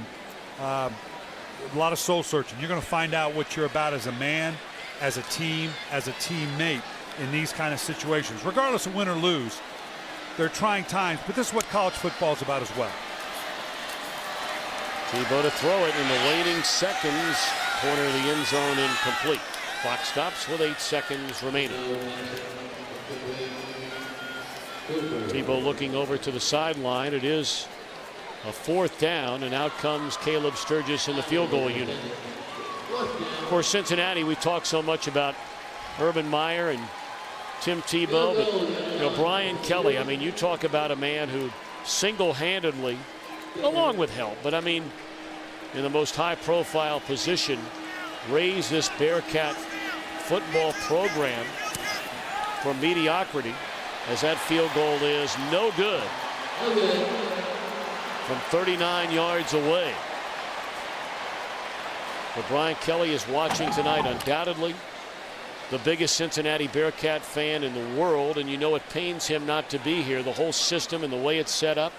I know you've thought a lot about that, and really can feel for Brian Kelly for not being here tonight to finish this magical season. And you wish there was something the NCAA could do to help the situation, because you know, you do feel like it's an abandonment, but there's a business side to it, and no one can fault Brian Kelly. The job that he's done here at Cincinnati, you're right, it's second to none. And he's certainly deserving of an opportunity like he's getting at Notre Dame. No one can fault him for that. But to be able to have to leave these kids at this time, 12-0 season, bringing into this Sugar Bowl game, you'd like to think there's some kind of apparatus that could be put in place to prevent this type of situation presenting itself. Jacob Ramsey on the final play of the first half, a frustrating half for one game. Interim head coach Jeff Quinn, the right-hand man of Brian Kelly for 21 years. 30-3, Gators in front. Stay tuned for the Reese's BCS halftime show with Chris, Jimmy, and Eddie. That's coming up right after these messages and a word from your local Fox station.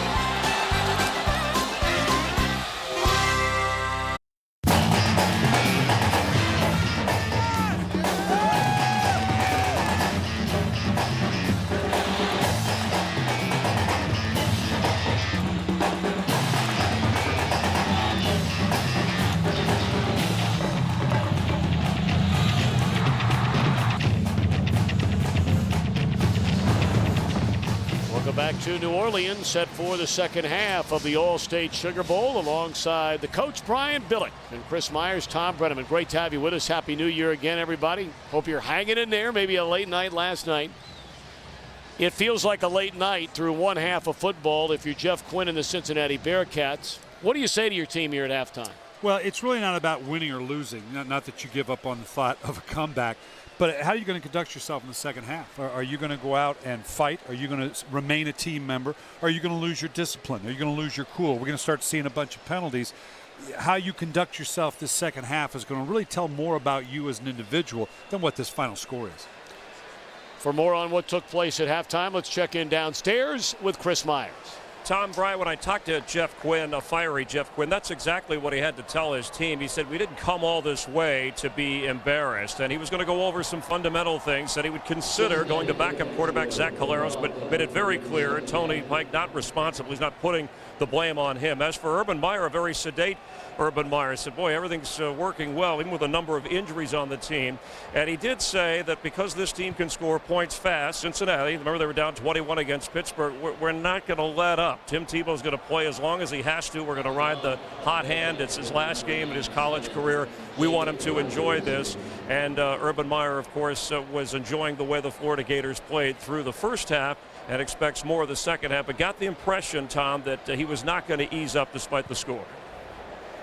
All right, Chris, thank you very much. Of course, Urban Meyer still has so many ties to the city of Cincinnati, and not only a University of Cincinnati alum, undergraduate degree from there. His father graduated from there, now a chemical engineer, and makes his home in Cincinnati. Both of Urban's sisters live there. In fact, one of them a provost of the University of Cincinnati.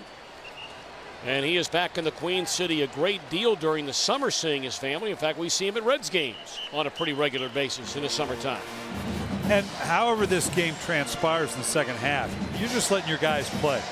Now, you're up 30-0. It's really kind of a tough position to be in as a coach because you got to be competitive. You, too, want your guys to finish strong, not just Jeff Quinn and the Cincinnati Bearcats, but you want your guys to acquit themselves well in this second half. I can imagine they'll roll some players through here. And keep in mind, for some of these guys, this is the last time they're going to have a University of Florida uniform on. You want it to be a positive experience for them to finish off. And one of them is standing back waiting for this kickoff. Wandy Pierre-Louis playing his final game as a Gator. But he'll give way to Chris Rainey from the 2-yard line. And Rainey into the open field. And run out of bounds by the kicker, Jake Rogers, at the Cincinnati 43-yard line. Our GMC made the best truck win. First half statistics dominated, much like the score, by the Gators. Well, obviously they had the big play to Cooper, but it's amazing that, again, the time of possession, the number of first downs generated. This is, as I said, Florida really is a half-court offense, and they've executed it to perfection tonight.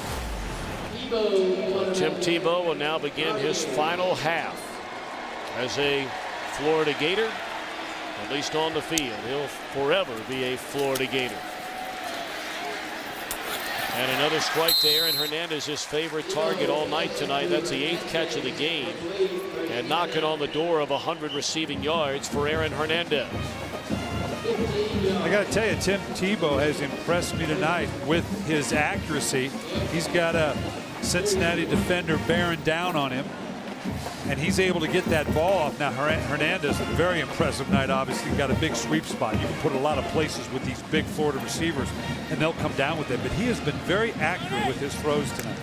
And again, for those of you that weren't with us in the first half, Brian Billick is going to talk a little bit about Tim Tebow here in the second half. There has been so much made of, can Tebow play quarterback at the next level? You even asked him about it the other day in our visit with him. Yeah, and obviously this young man has goals and aspirations, and he's very upfront about it. He says, all I want is the opportunity. I understand people will critique me. I've been told my whole life because of my size and athleticism, you should be playing this, you should be playing that. If I'm destined to play something else, so be it. But I want the opportunity. You've got to prove to me I can't play quarterback, and that's a good attitude to have. Tebow guns it over the middle. It's caught by Deontay Thompson. And he's caught from behind at the 11-yard line by Curtis Young. And a big night for Thompson. Yeah, now it begins with great protection, but I want you to watch patience. The patience of Tebow sweeping across the field. He's got great protection, but he doesn't bail out, begins to climb the pocket subtly, and then boom, the ball is out and very accurate with the throw.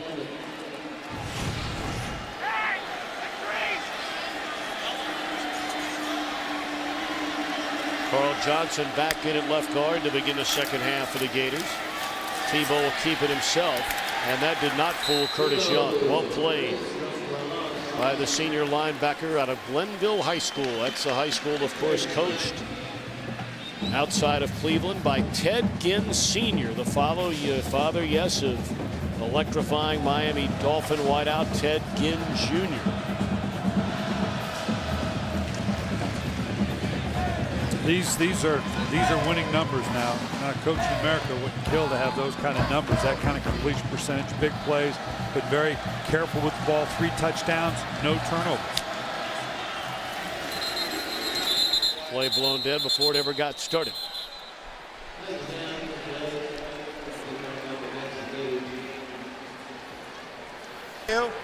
Prior to the snap, false start on the offense, number 81. 5-yard penalty, second down.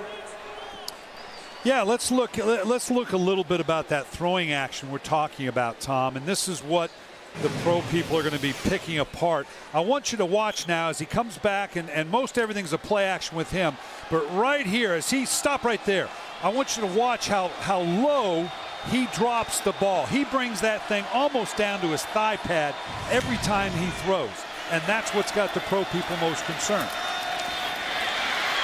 Plays it off for Hernandez, and he is tackled at the 8-yard line. Here's another shot of it, and we'll stop it just as he brings it down, and he's very consistent with this. First off, to bring it down this low, and this is the similar throwing action with just about every stop right there. See, he brings it down almost to the thigh pad, and then I want you to watch the sweeping action of the arc of the throw. That's a very long, deliberate release that will cause him problems at the next level. Why? Well, the biggest thing is that the time that it takes. So much of it is anticipation.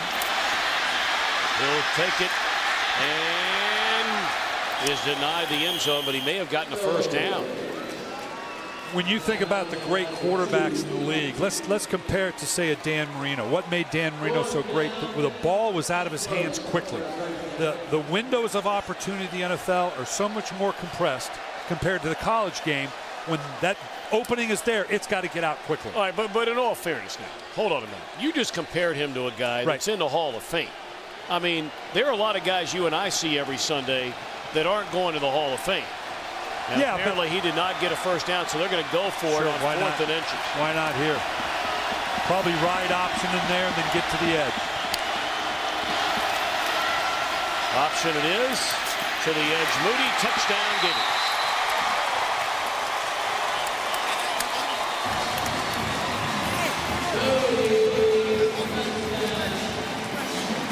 Just a variation of the option, of the speed option.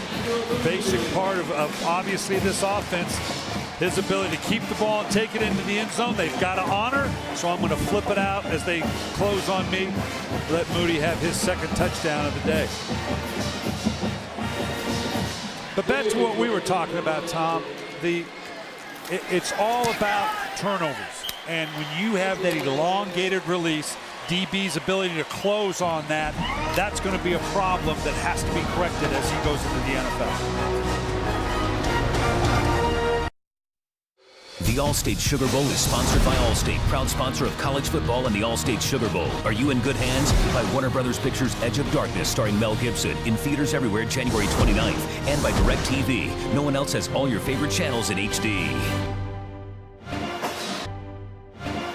Right. Emmanuel Moody getting a lot of playing time here tonight after the injury early on to Jeff Demps. And Moody with the touchdown run to give Florida a 37-3 lead. Only 3 minutes have passed here in the third quarter. Marty Gilliard.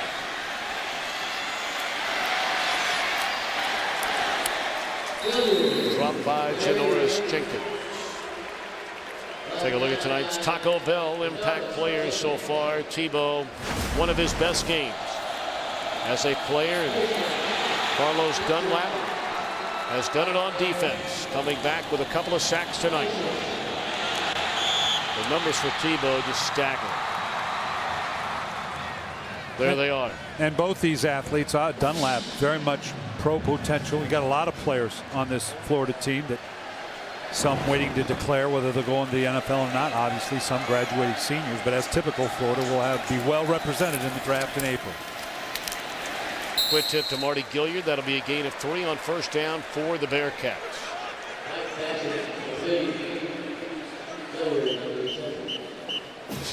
You know, and this is a test for Tony Pike as well. You know, we've been focusing on Tebow, but Pike expected to go fairly high in the draft. And how he handles the athleticism, the matchups with his receivers and these Florida DBs is something that's going to be scrutinized. You always want to see players you're evaluating against the best competition there is. Isaiah Peed, about a half-yard shy of a first down. Peed is a very good-looking back. Only a sophomore. We mentioned out of Columbus, Ohio. Extremely fast. Won the Ohio Division II state championship in the 400-meter dash. 48 seconds. 400 meters. That's moving.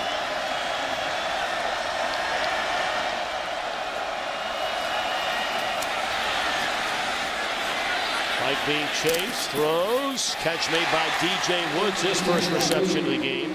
Penalty flag on the far side of the field. I think we had Florida offsides. May have been Dunlap on the right side. Somebody got a jump on the right side of that Florida defensive line. Offside on the defense, number 40. That penalty's declined. First down. That's 3 or 4 penalties tonight on Brandon Hicks, a junior out of Jacksonville. He's filling in for the injured A.J. Jones. Where the offense is now. And Cincinnati has stayed committed to this no huddle. They feel like that's still the best way to not let Florida get dialed in with its multiple blitzes. And that this is the best way for them to move the ball. Only moderately successful tonight. Again, Gilliard across midfield. That'll be a gain of 8 on first down. Tripped up by Spikes. Now Pike, as you mentioned, playing in his final game collegiately tonight. There are a lot of pro scouts very excited about him in the upcoming draft. Yeah, they really are. They're between Gilliard and Pike are probably the the top 2 prospects for Cincinnati. Where they'll go, we got a long process to go. We can talk about that a little bit as well, under a lot of scrutiny. But Gilliard, particularly now when you see a Percy Harvin and Macklin, the success they have, a guy that can be in the slot, be a returner for you, a lot of value with a pick like Gilliard. Isaiah Peed cuts it back to the inside. Well, that's good running there by Peed. And even with his team down 37-3, he has a first down to the Florida 40-yard line. Tripped up by Ahmad Black. And you talk about finish. The defensive coordinator for Florida, Charlie Strong, who is going on to become the head coach at Louisville, and well-deserved. He's all about, we got to finish, guys. He's an intense coach. And he's going to push and prod these guys to not let down the fundamentals, not let down the techniques. Even though you're up 37-3, you don't want to let them in the end zone. Armand bends, blanket coverage by Joe Hayden, but the catch is made to the 32-yard line. We've talked so much about Florida's coaching situation. Jeff Quinn, of course, the one-game interim head coach after Brian Kelly left to take the job at Notre Dame, and the Bearcats have already named their next head coach, who will take over the reins following the game tonight. Butch Jones out of Central Michigan University. That's where they hired Brian Kelly from, Central Michigan. Crossing route caught by Ben's, first down. Standing by with Coach Jones is Chris Myers. Tom, thank you. Well, a little bit of a good drive you're going for Cincinnati. And if you're looking for a bright spot, Coach, first, your observation on this game. You don't officially take over, so is this a little awkward for you to be standing and watching? Well, you know what? I've received a different perspective, being able to sit up in the stands and watch everything. And, you know, these kids have played their hearts out all year, 12-0, and just excited to take over. And Monday we'll have a team meeting and start from ground zero and laying the foundation and continue building this football program. We'll watch this play. Catch made by DJ Woods. Chris, take it away. And Coach, how much communication did you have during the week with Jeff Quinn and or Brian Kelly, the previous head coach who moved on to Notre Dame, with this team here? Well, I've tried to step back and let the seniors have their time and finish the season the right way. So I've kind of laid back, and it's been a good time to evaluate the program, evaluate the personnel, and then take time to hire a coaching staff, and also take time to gain a recruiting class as well. As we watch one more play, I want to ask you about what kind of challenge there is with the foundation that's been put in place here for Cincinnati football. Well, I think it's very exciting. As a coach, you want expectations, and obviously at the University of Cincinnati, we have very high expectations, and we expect to win. So just to continue the winning process, and, you know, obviously to win the Big East, contend to win that, and then to contend to win a national championship as well. And I'll put you on the spot as our guest analyst here.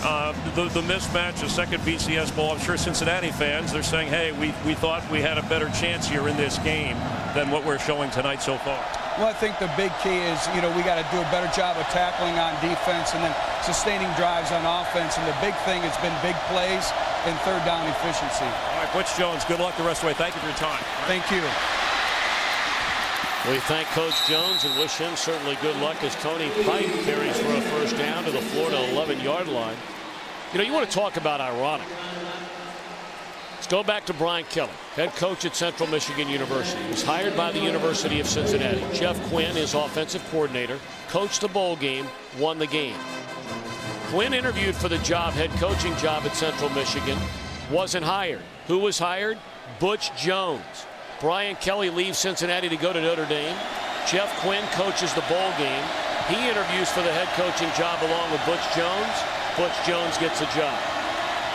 Well, the longer you're in this, the more you realize this is a very small fraternity of coaches. The opportunities that present themselves.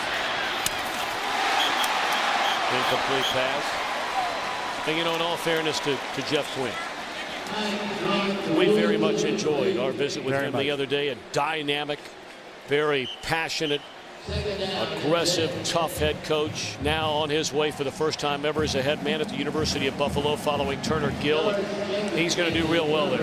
And a similar challenge as Jones coming into Cincinnati. Turner Gill done a great job with Buffalo. Those expectations are higher, and it's not like he's having to go in and rebuild a team and an organization.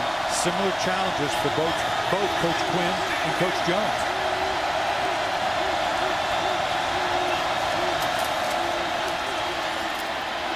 Mike on 2nd and 10. Nearly intercepted. He had an eye on DJ Woods. Ahmad Black and Janoris Jenkins were both there in coverage. Yeah, we've seen this the better part of the game now, where you got to get your quarterback out around the perimeter. Just not quite enough loft. Nice job by the secondary reacting. Again, the athletic ability of the Florida secondary. The tough thing for Tony Pike right now, he may have to throw in a couple balls that are a little risky, because, you know, go down with your boots on, right? Take a shot here. Mike guns it over the middle to Woods, and he's very close to a first down. You know, Gilliard got all the pubs, so too did Benz this year. Woods is going to be a good player. Only a sophomore. We got a lot of, you know what, I was amazed, Tom, as I got prepared for this game. And, you know, I was originally born in Ohio. I know the tradition, rich tradition in Ohio.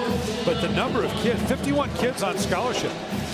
And a lot of them from the Cincinnati area. 26 of the 51 players from Cincinnati. That's got to be a lot of good high school football being played to draw that many kids out of the program. Wide open, and Cincinnati its first touchdown of the night. Marcus Waugh, a linebacker who comes in like situations by the goal line. The touchdown reception. Nice job by Tony Pike after the quick play fake. Comes over the top. Very accurate with the throw. Again, with Pike, you can see, compared to, say, Tebow, the fundamentals very tight. Carries the ball very high. Gets the ball out of his hands very, very quickly. Point after is good.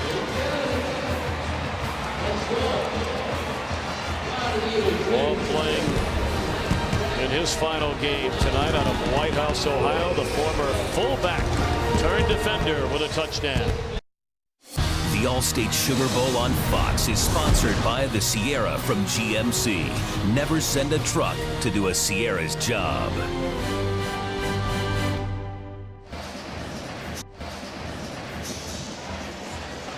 Get a look at the Superdome and the city of New Orleans in our aerial coverage brought to you by Bud Light. The city continues to get its feet, its legs back underneath it following Katrina shortly thereafter. A year and a half later, Gustav. They're doing a nice job down here. They have, and we've been back a couple times given our covering of the Saints. It was great to see the town so full of people and so alive. Of course, they're so excited about the New Orleans Saints, but they're a little worried right now. You and I are going to do the Saints on Sunday. Yeah, they ought to be a little worried. They've lost 2 in a row after the beginning of the year, 13-0. Chris Rainey brings it out to the 25-yard line. Is Tim Tebow coming back into the game? It looks like he is.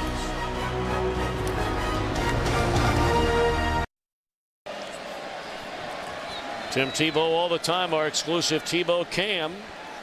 A camera tonight dedicated to showing the Florida quarterback in his final collegiate game. Tebow Cam exclusively at foxsports.com. We did that for Brett Favre earlier this year when he came back to play for the Vikings in Green Bay.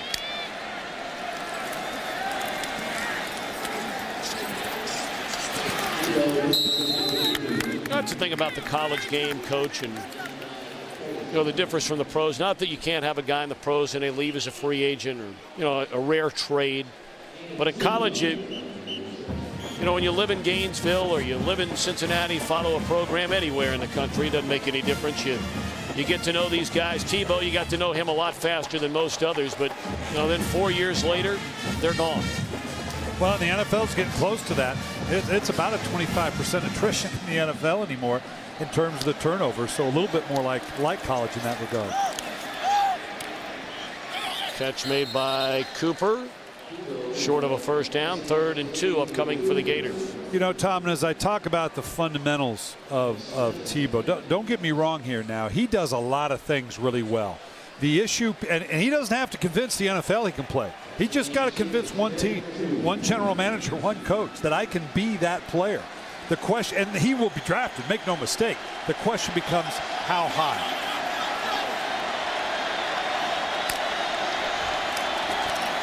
Third down and 2. Tebow steps into it, throws, catch made by Cooper, a first down in midfield. I liked your line when you talked the other day about these so-called experts out there talking about drafting Tebow. I love your line. Well, you see a lot of people commenting on it, and it's all well and good. It's hard not to root for the kid.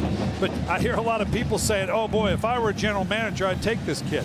The thing is, you're not. And until your fanny is on the line and you're going to be held responsible for actually making the pick, that's a different perspective. Because particularly if you're going to make him a first round, you miss on the first round on a quarterback, you end up doing games on Fox and college bowl game. Catch made by Riley Cooper inside the 5. That's pretty good coverage that time by Dominique Battle, young man out of Boca Raton, Florida. But Riley, as you brought up earlier, so tall and so strong. Great size, great athlete. This is just one-on-one coverage. He's right on it. Nice transition. But good size, good reaching back. Riley Cooper is an interesting prospect going forward, particularly in the offseason. Now you talk about the scrutiny that Tebow's going to go under. Riley Cooper, I think, has a chance to move up some draft boards because I think he's going to have a very good combine. And I think he'll continue to impress people with his size and his speed. Of course, a lot of people thought Cooper might try and give it a try with baseball. Hey, look, taking nothing away from football, but there are a lot of guys that come back to football and basketball after giving baseball a try.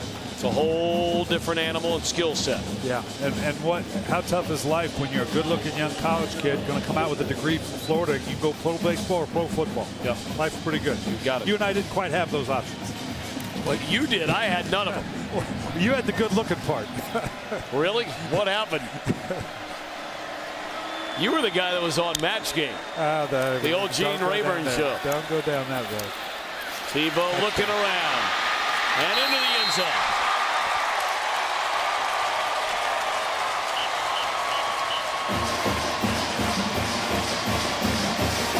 The 57th rushing touchdown in the career of Tim Tebow. An all-time SEC record, 8th game this season with a passing touchdown and a rushing touchdown. He's playing one of the best games of his career in the final game of his career.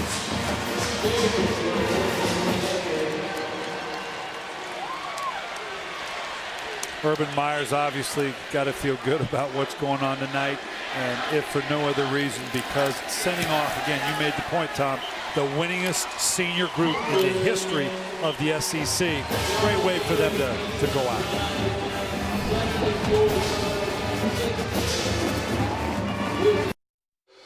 The All-State Sugar Bowl on Fox is sponsored by GMC. Put us up against anyone, and may the best truck win. By Tostitos, good times guaranteed. And by AT&T, a better 3G experience.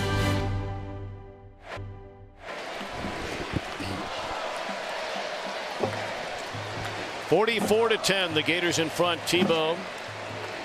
A rushing touchdown, 3 passing touchdowns. And the 4 total ties a Sugar Bowl record.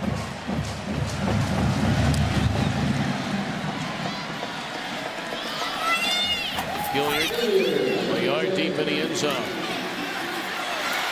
Gilliard still competing out there, playing hard, running hard.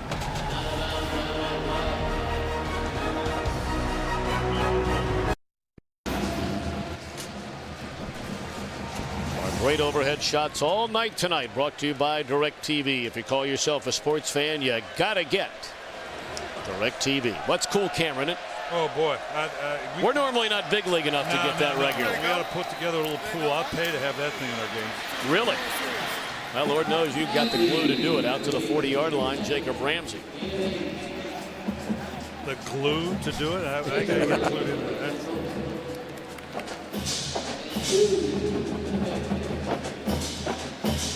Tony Pike's an interesting prospect going forward. A lot of people will compare him, I think, to Joe Flacco, if for no other reason, just because of the size. I do, and I think it's a favorable comparison. I'm not sure he has quite the arm that Joe has, but he's got a lot of the intangibles, and the size isn't going to scare people because he's got a fairly fluid delivery. If you look at Pike, we looked at Tebow's throwing action. I want you to watch Pike's throwing action here. And just watch from the look at how high, more traditional, right at the shoulder level. And even though he's obviously at 6'6", a long-armed kid, the ball comes out very readily, very quickly, and he's very accurate. So certainly a more traditional delivery, and that would be the thing you'd worry about with a big, tall quarterback like that. But he's got a very fluid release. Pike, a very good athlete as well. We've seen him run effectively here tonight. Good enough for a first down on a carry by Jacob Ramsey. All right, walk me through the 4 or 5 things that when you're a general manager, head coach, offensive coordinator, quarterback coach, you want to see in a college quarterback when considering bringing him to the NFL. Well, the top 2 things I'll tell you, and the vogue things in the league right now, one, is the guy a gym rat? Is he a guy that just loves the game and will immerse himself? Well, Tim Tebow's that, as is Tony Pike. Accuracy, that's the number 1 thing right now. Is he an accurate passer? Tony Pike clearly is an accurate passer in a traditional way. Tim Tebow's accuracy numbers are unquestionable, but in the style of play and what he's had to do and the way he throws, that will be the question that people will have. Can he be accurate in a more traditional pro-style offense?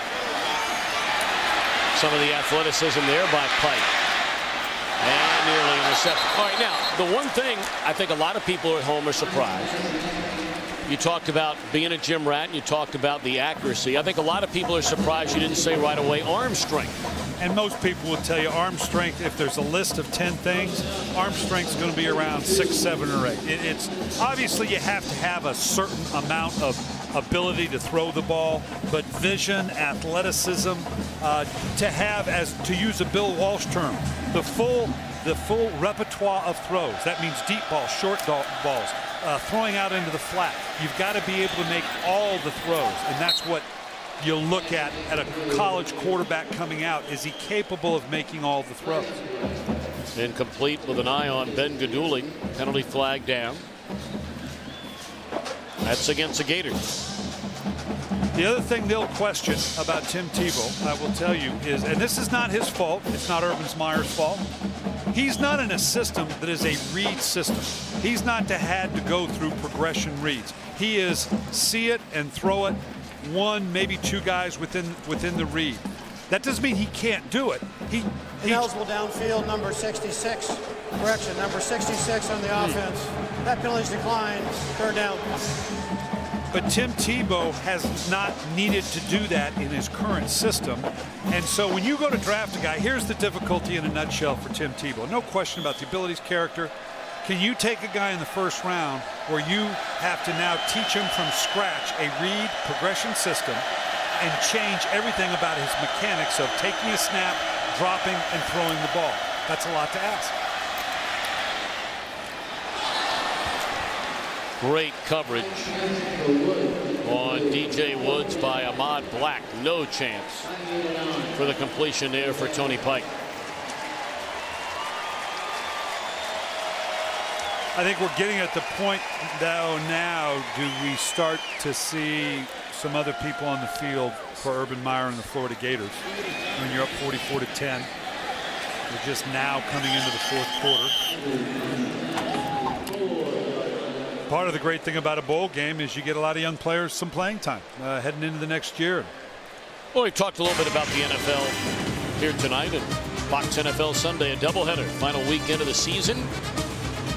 Certainly playoff implications abound, and the Eagles and Cowboys will play for the NFC East Championship in Dallas.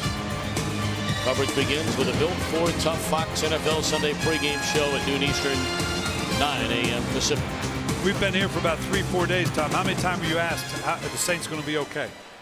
I couldn't get a cup of coffee or a drink if I didn't someone asking about the Saints. We have that game this weekend.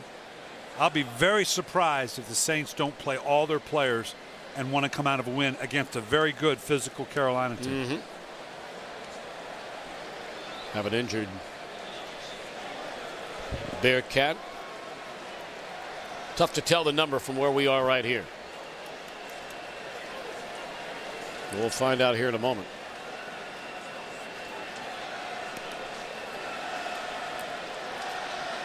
It's Malik Beaumont.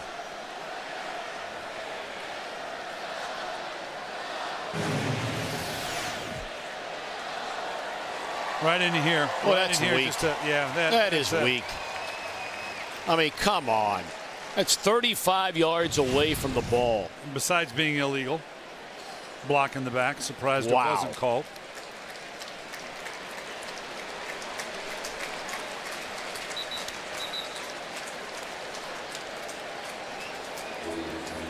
Lucky that young man wasn't hurt. Really hurt. Yeah.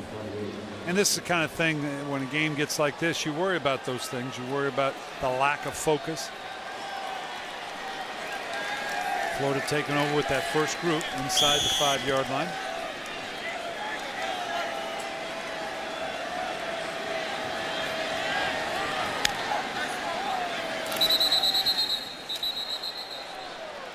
By the way, Tim Tebow tonight has 471 yards of total offense. 471. Prior to the snap, false start, number 57 in the offense. Half the distance to the goal, first down. I only bring that up because that has set a BCS record for most total yards in a game by one player, breaking the record of Vince Young, leading the Texas Longhorns. That great national championship game, beating the SC Trojans.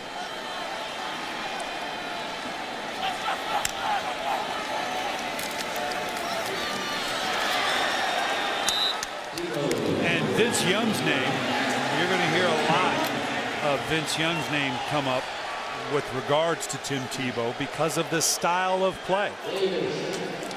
Well, that's the end of the third quarter. 44-10, the Allstate Sugar Bowl on Fox. We'll continue after a word from your local Fox station.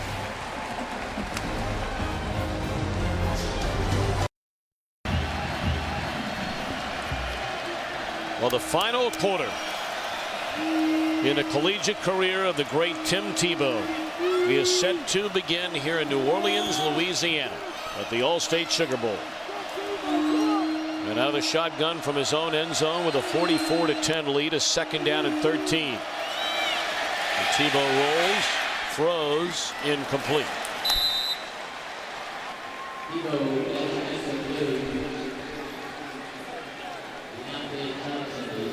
I'll tell you what jumps out at me watching this impressive performance by Florida. I don't think anybody would argue that Cincinnati is worthy of being the 3rd, 4th, 5th rated team in the in all of college football with a 12-0 record. Watching Florida dismantle Cincinnati, how good is Alabama? This is going to be a very interesting game, Alabama versus Texas, this coming week.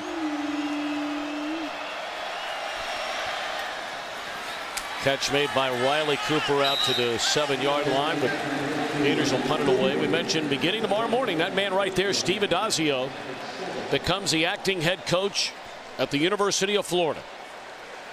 Urban Meyer will take an indefinite leave of absence. Nobody has any idea whether or not he will come back. If he does come back, when would he come back? Will he be back in the summer? Would he be back for the first game of the year next year? If he's not, Addazio will be the guy. What does that mean for the Gator program? Well, one thing this program has done, particularly under Urban Meyer, it has adapted to its personnel brilliantly. When you talk about the evolution, the way they're going forward because of the people that Steve Addazio is going to have available to him. Talk more about that in a moment. The Allstate Sugar Bowl is sponsored by Nissan. Get great deals on everything in Nissan's lineup during Nissan's A to Z year-end sales event going on now. By DirecTV, no one else has all your favorite channels in HD. And by Reese's, the perfect combination of chocolate and peanut butter.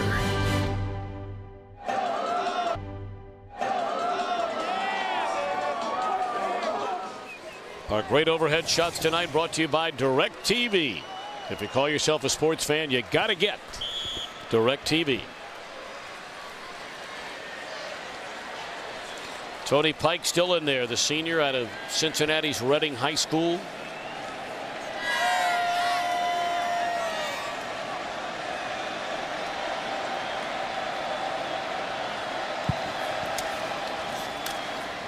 Pike slings it to Marty Gilliard, and he has a gain of 11.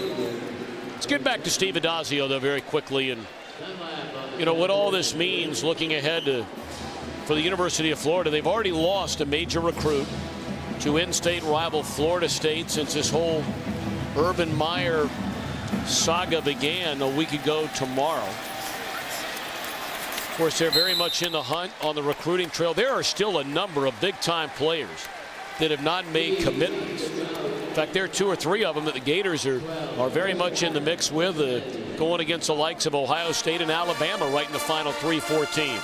But both coaches and players even talked about, you know, these programs are not about those individuals. Certainly Urban Meyer, huge credit for what he's done at Florida. Brian Kelly at Cincinnati. But this isn't the University of Urban Meyer. This isn't the University of Brian Kelly. And there's a great deal of pride in these institutions, and these guys recognize that that's what this is about. It's about the programs, and Steve Addazio coming in, taking over for Urban Meyer, depending upon how long that is, that obviously still up for question. Very, very much talking about it is about the program, and that's what we're going to extend, is the program. I'm not going to be Urban Meyer. I can't be if I want to be, but we're going to extend the traditions and those basic fundamentals, those core values they call them, about this program. Addazio's a good man. He is, you know, and it was interesting. Hey, this Isaiah Pete, this kid's still competing out there. You know, the thing I loved about Adazio, we spent a little time with him, obviously, and I've been in this business a while. I've been coaching for 30 years. And I told him then, I says, you know what?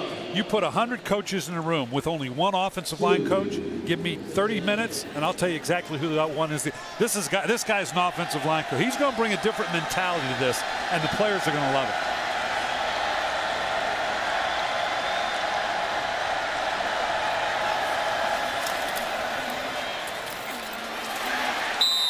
Not sure if Gaduli was able to get enough for a first down. It looks like a favorable spot might have it for Ben Gaduli.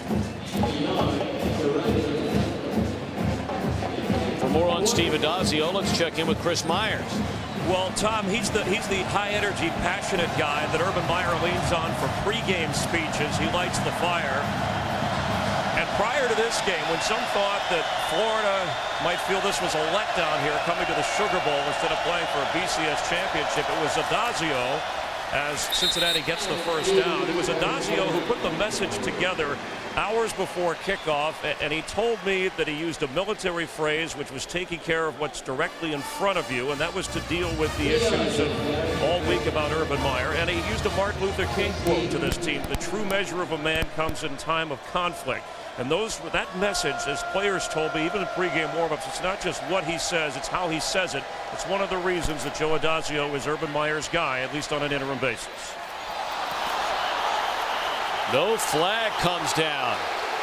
And Marty Gilliard can't believe it. He felt he was just flat run over by Major Wright back in the end zone, and Gilliard slow to get up. And however they got here, we're going to see here, Gilliard is the inside of the two receivers here. He's just going to run up into the corner, and I guess they're just going to call this incidental contact. Oh. And feet kind of get tied up, and if you're a Florida fan, that was a very good call. They pitch it to Pete.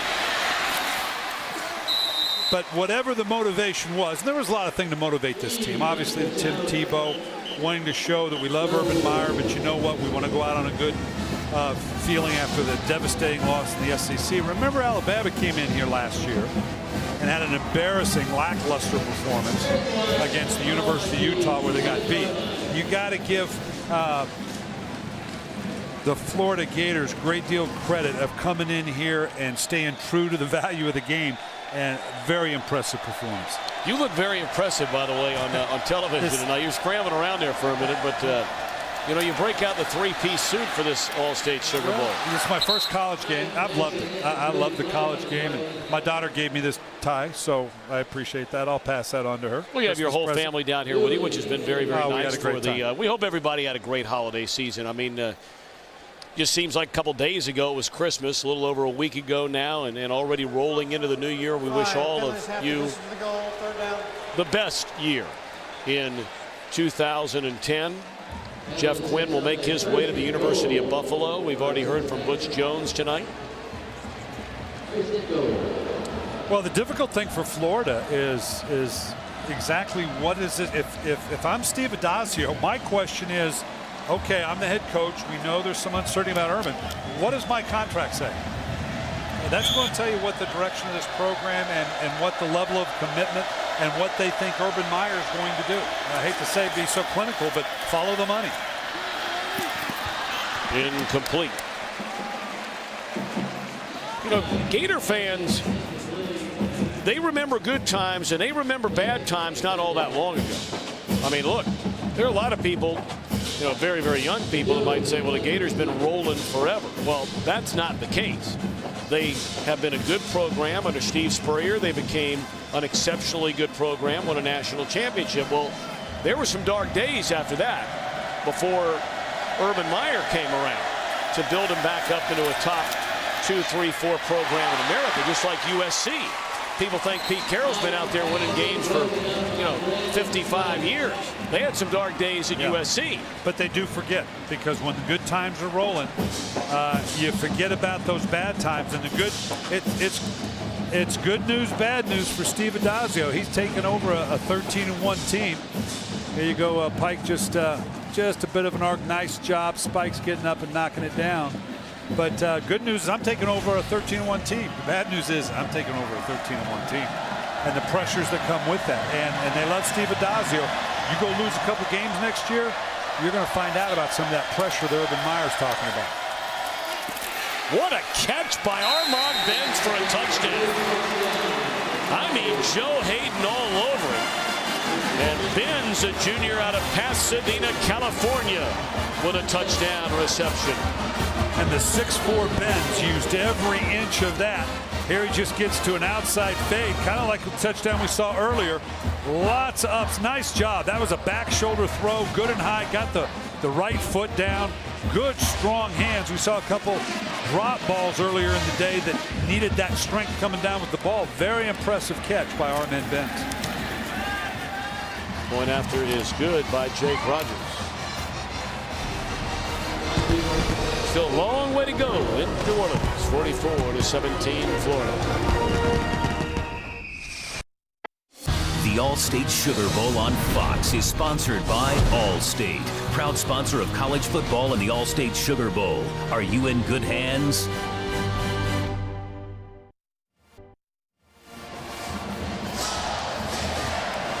Tonight's aerial coverage brought to you by Bud Light. Still a spectacular venue, this Superdome. They've done a marvelous job. Unbelievable job with what they've done with this post-Katrina.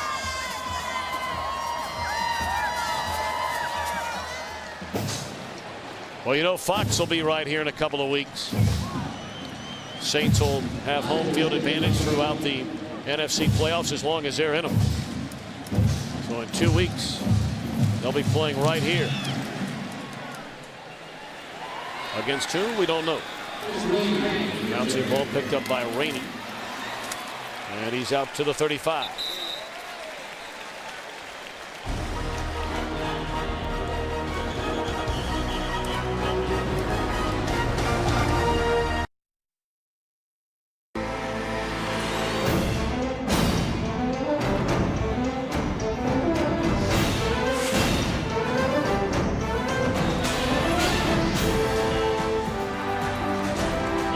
Final 10 minutes and 1 second in the extraordinary career of one of college football's all-time great players. And that's not a stretch. Not only one of the most decorated, but truly one of the great leaders, both on the field and off the field, Tim Tebow.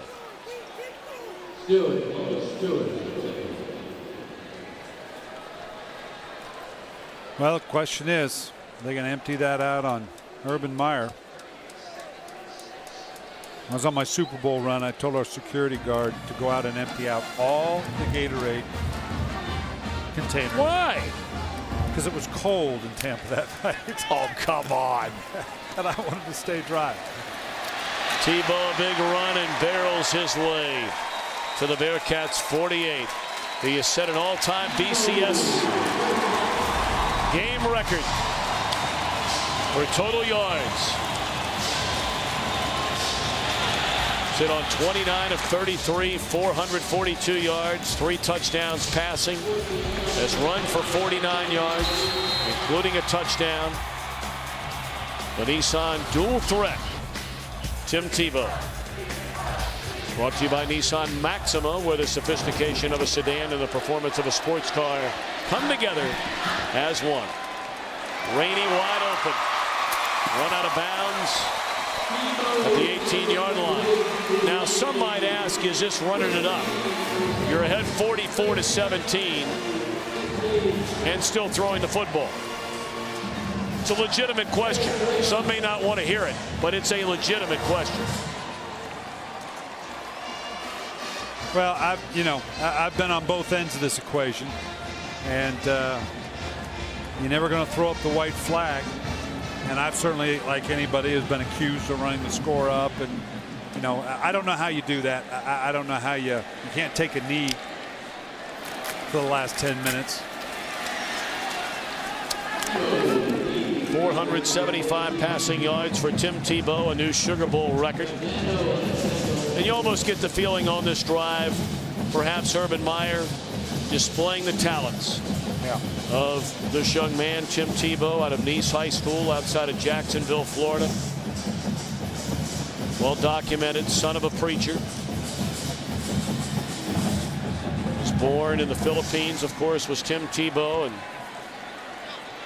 his father and his ministry and starting an orphanage in the Philippines. They call it Uncle Dick's, where Tebow has spent so much time, raised so much money. Still on his feet and run out of bounds. Emmanuel Moody.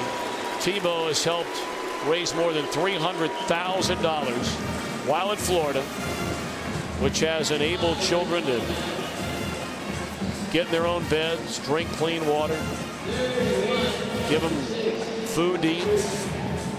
And he talks all the time about his long-term future, his ultimate hope that football will provide a way for him to run a charitable empire. His life experiences are so unique compared to, I don't know about you, Coach, but anybody I know. I mean, when you're talking about spending your off season doing mission work in a foreign land and helping children that don't know the first thing about American football, pretty special. As is tonight for the Gators. Touchdown run for Chris Rainey when leaping right over Dominique Battle into the end zone.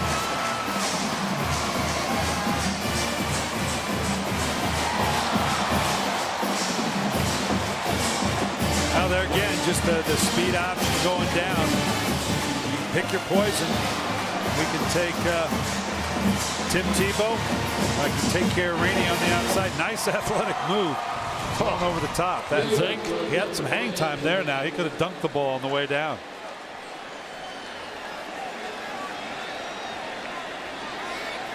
You almost wonder as you see that shot of Tim Tebow and Urban Meyer. We know it's Tebow's last game. Is tonight Urban Meyer's last game? Who could imagine a college football season without seeing those two guys? The All-State Sugar Bowl on Fox is sponsored by AT&T, a better 3G experience. By G2, half the calories, all the G. And by Taco Bell, think outside the bun.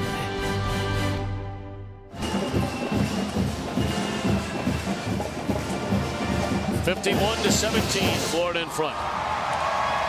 7 touchdowns, yet another Sugar Bowl record. Tough night for Marty Gilliard and the Bearcats. You know, we were talking about Gilliard and about his upbringing in Bunnell, Florida. But even once he got into college, story's been told many times, in 2006, had his scholarship pulled by Brian Kelly. He lived in his car working 3 jobs because he had to pay for 1 semester of his tuition, and he did it. That tells you a lot about Marty Gilliard. It does. Kind of that tough love that obviously here's the result.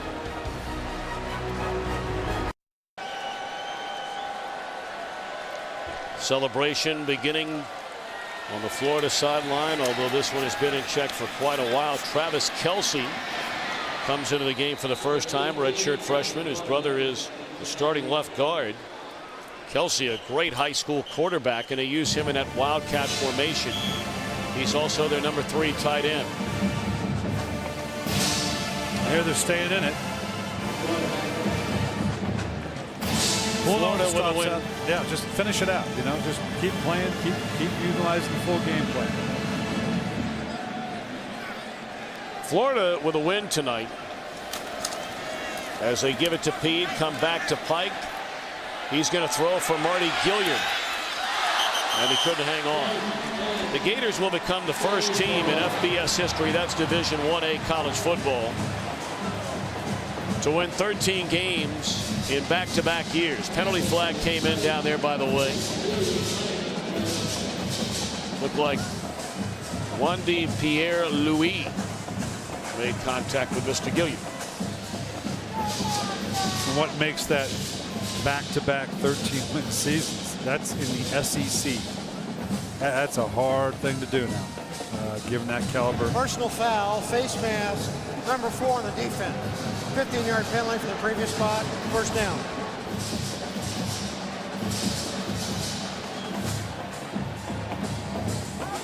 The thing I admire about Urban Meyer in his career is his ability to adapt to whatever personnel he had. He's at Bowling Green. He's got Josh Harris as the quarterback.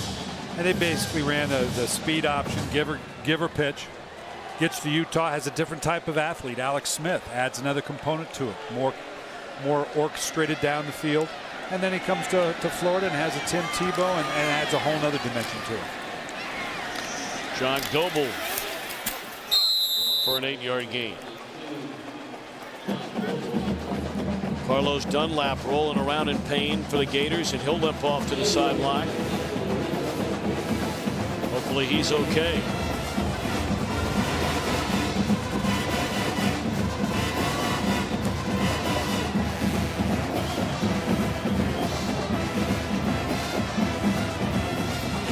It will be interesting to see what this Cincinnati program does going forward. You know, it's reached some unbelievable heights. Like we said in the open, that this was an opportunity to establish itself among the college football elite. Obviously, with this kind of performance coming up short, but still huge strides. But again, what's the next step for it? Can it do this on a consistent basis out of the Big East? And they've done a great job with their facilities. They're very impressed with the commitment to it. Brian Kelly's a special guy now. I mean, for anybody who has paid any attention to his career, he has been a head football coach for a long, long time. I mean, this is the first guy that Notre Dame has hired in really a decade and a half that is a legitimate winning head football coach at the collegiate level for an extended period of time. A couple of national championships in the D2 level, and will now take over the Notre Dame Fighting Irish. And Kelly also a good man. Had a chance to get to know him, and certainly wish him good luck as he moves on to the Fighting Irish. They've got work to do at Notre Dame. Sure it does. It's not been pretty for a number of years. No, but has the energy off the field as well. That's part of it, that you've got to energize that base. That's something that you talk about. Butch Jones is going to come in here, and he's going to have to match that as well, because as I understand it, you know, living in Cincinnati much better than I do, but he energized, Brian Kelly energized that community. You've got to get the community involved, and it's very proud of this program, but that's got to be sustained. Tell you what else Brian Kelly did. Now think about this for a minute as Ben Guidugli has helped off the field. I mean, what Kelly did with his team, academically speaking, not only winning games on the field, Cincinnati was the #1 team among the BCS top 10 in academic ranking. There's an incomplete pass. 75% graduation rate for a top 10 program now. You know, the Notre Dames and the Northwesterns of the world, they're at 90. The Dukes of the world, they're at 90%. For teams that are winning and winning big and in the top 10, Cincinnati by far #1, highest graduation rate. They were the only school in the top 10 to pass 70% graduation rate. So Kelly did it not only on the field, but making these kids get after it in the classroom. And that's the great thing about that. It shows that you can do it the right way, that you can win in college football doing it the right way. Timeout called by Jeff Quinn. 5:41 to go.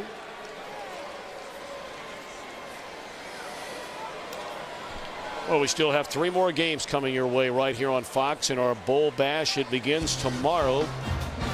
This game might be starting in about a half hour the way we're going. The AT&T Cotton Bowl Classic.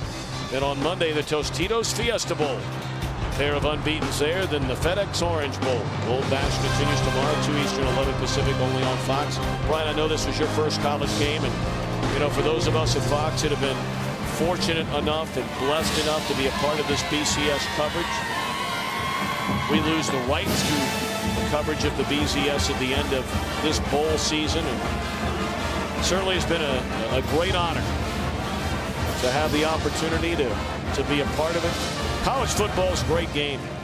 Great game filled with great people. Phenomenal game. I miss a lot of. I was a college coach for 12 years. I miss the whole college scene to a certain degree. Like you say, and the kids, the fact that you impact the lives of your players the way you do as a college coach. Goebel fell down as he made that catch on 3rd down. So now 4th down upcoming for the Bearcats.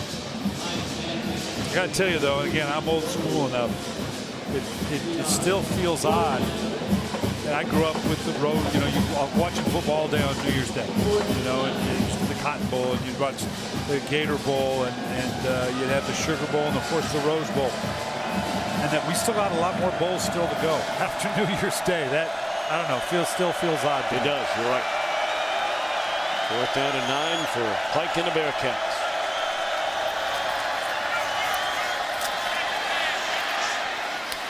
Catch made by DJ Woods, and he lunges forward trying to get into the end zone and came up a half-yard short. Woods going to be a good player.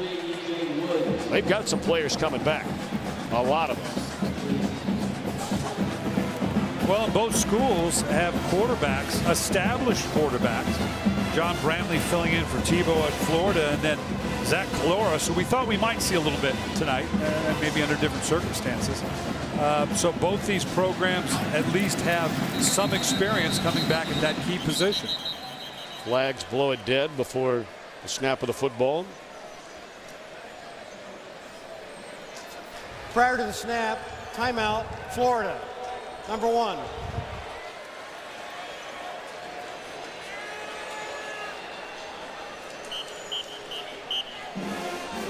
Well, it's time now for our All-State Good Hands play of the game.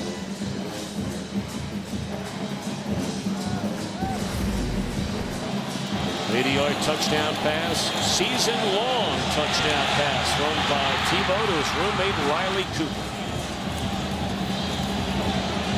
Great play again. Saw this early. Showed off the speed of Riley Cooper.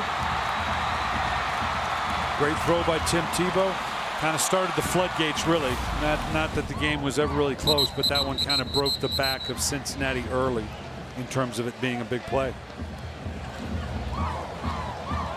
You had a chance to hang out with Riley's dad at practice the other day. You guys were talking for a long time. Proud father. He's proud of his boy, and rightfully so. Larry, I think, Larry Cooper. Yep, nice guy. He was enjoying this whole process. He's going to hate to see him leave Florida. You know, he was the one that brought up to us that as 1st and goal here for the Bearcats. And losing the football and able to get it back to freshman Darren Williams.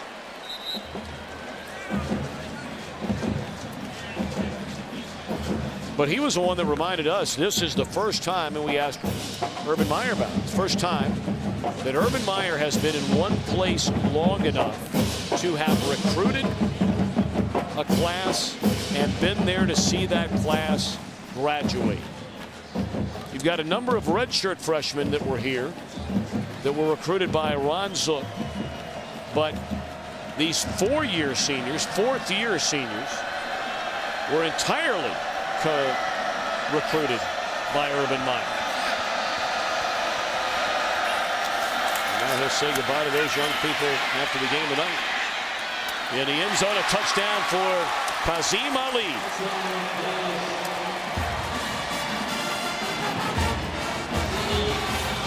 Senior with his 2nd touchdown reception of the year.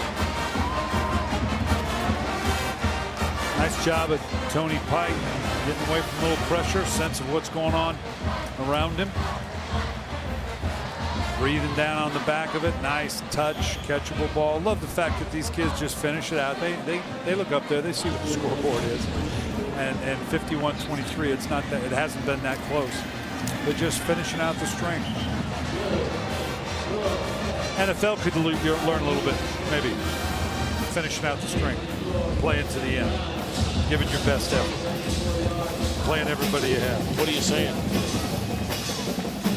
That's what they're doing here. We'll see. We'll see who wants to do that on Sunday.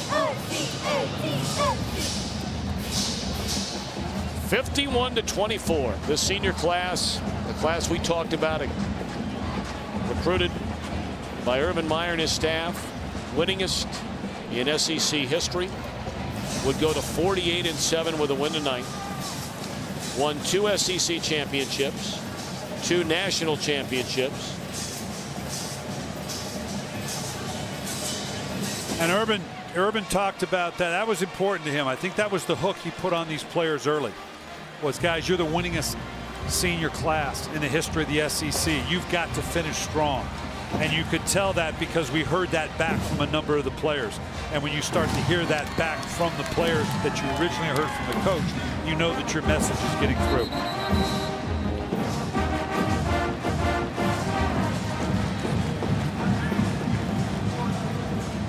Florida call a timeout.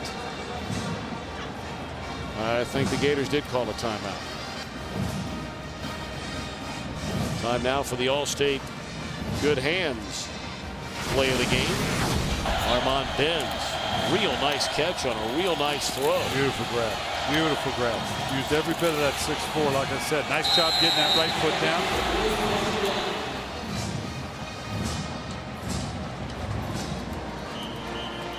We're certainly rooting for Jeff Quinn as he goes home to the University of Buffalo as their head coach after this game tonight. An assistant in college football for 26 years.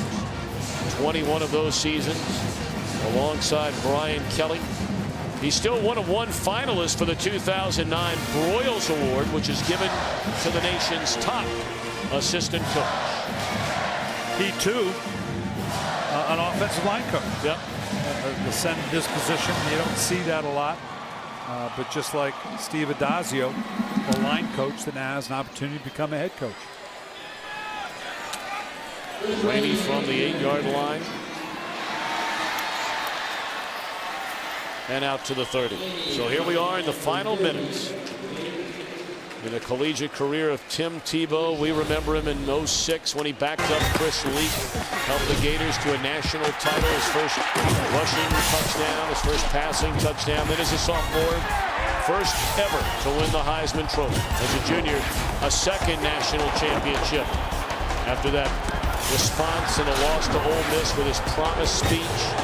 And here this year, SEC records fall, NCAA records fall. 25 Florida records fall, and tonight more by the wayside. All Sugar Bowl records for Tim Tebow. Mike Gillislee getting the run. Gillislee out to the 45-yard line. Sugar Bowl trophy presented by Allstate, and here comes Tim Tebow. The final time we will say the quarterback of the Florida Gators.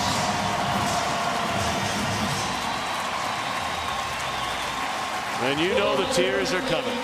They're coming in the stands. They're coming at home. They're coming for Urban Meyer. And they are coming for Tim Tebow. Passionate, firing, emotional. All those things and so much more from Tebow. Prior to the snap, false start, number 82 on the offense, 5-yard penalty. Hard to imagine what's going through that young man's mind right now. A lot to process at 20, 21 years old. All the things that he has done, all the accomplishments, and excited to think about the things that are ahead. This young man's going to have a career. There's no question about that. He's going to go under a lot of scrutiny the next 3 months. But a special time for him right now.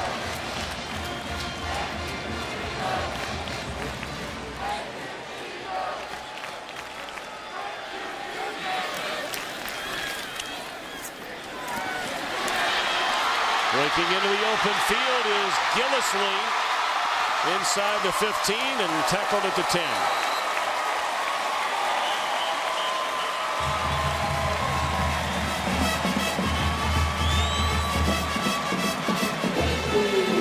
$52-yard run. Well, it just takes the handoff from Brantley. All that speed getting to the outside and that burst. Once you get into that next level, again, the one thing that probably exemplifies this Florida team as much as anything is the athleticism across the board offensively and defensively, and the speed to go with it. Alex Daniels playing in his final game as a Bearcat. He's had an outstanding year. Well, you talk about Tebow, and joined at the hip by Urban Meyer. And we've talked about what the future holds for Florida football, but of course so much of it rests on who's the head coach. And will Urban Meyer be back? People talk about what a tough year it's been for Meyer, the huge expectations, that flu that ravaged the team early in the year, Tebow's concussion, opposing fans. Remember the hijacking the cell phone number story early in the year, Brandon Spikes, and the eye gouging incident. Myers fined heavily for criticizing officials, the Carlos Dunlap situation. And when he told his family a week ago tomorrow that he was stepping down as a head coach. Snap, false start on the offense, number 73. That's a 5-yard penalty, first down. One of his daughters, Nikki, said, "I get my daddy back." And then all of a sudden the next day, after an inspired practice, Urban Meyer, decides that he's not leaving after all. And much was made about the president of the university, suggesting initially to take a leave of absence rather than just, abruptly saying that's it. Things getting a little sloppy here at the end. Prior to the snap, false start on the offense, number 79. It's a 5-yard penalty, second down. Well, and I have no idea what transpires, obviously, but having been at this for 30 years, my guess is, first off, when you make a decision of this magnitude, you got to be careful who you share it with, because all of a sudden things can leak out. You don't want to have your family hear it happenstance. The people you've worked with that you respect, you don't want them to hear it secondhand. So a lot of this probably was very internal just for him.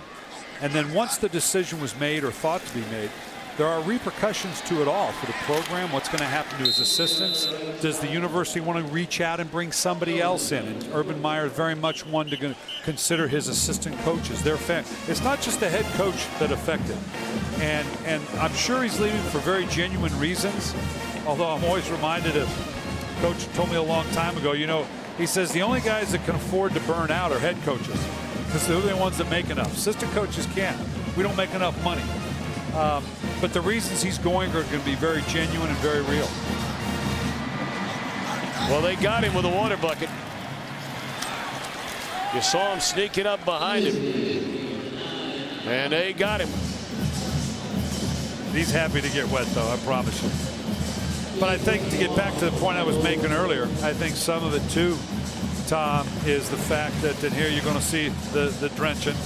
Yeah, he kind of, see, yeah.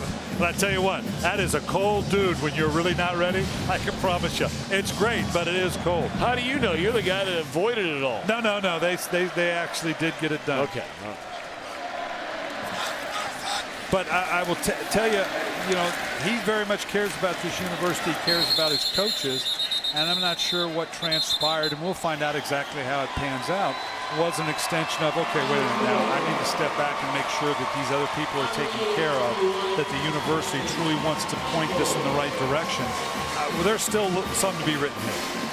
Well, certainly, first and foremost, we wish Urban Meyer well with his health. Absolutely. And our prayers and thoughts are going to be with him. And this team celebrates an All-State Sugar Bowl victory, 51-24. Got plenty of post-game coverage ahead. But first, we'll get you to Chris, Eddie, and Jimmy in the studio right after these messages.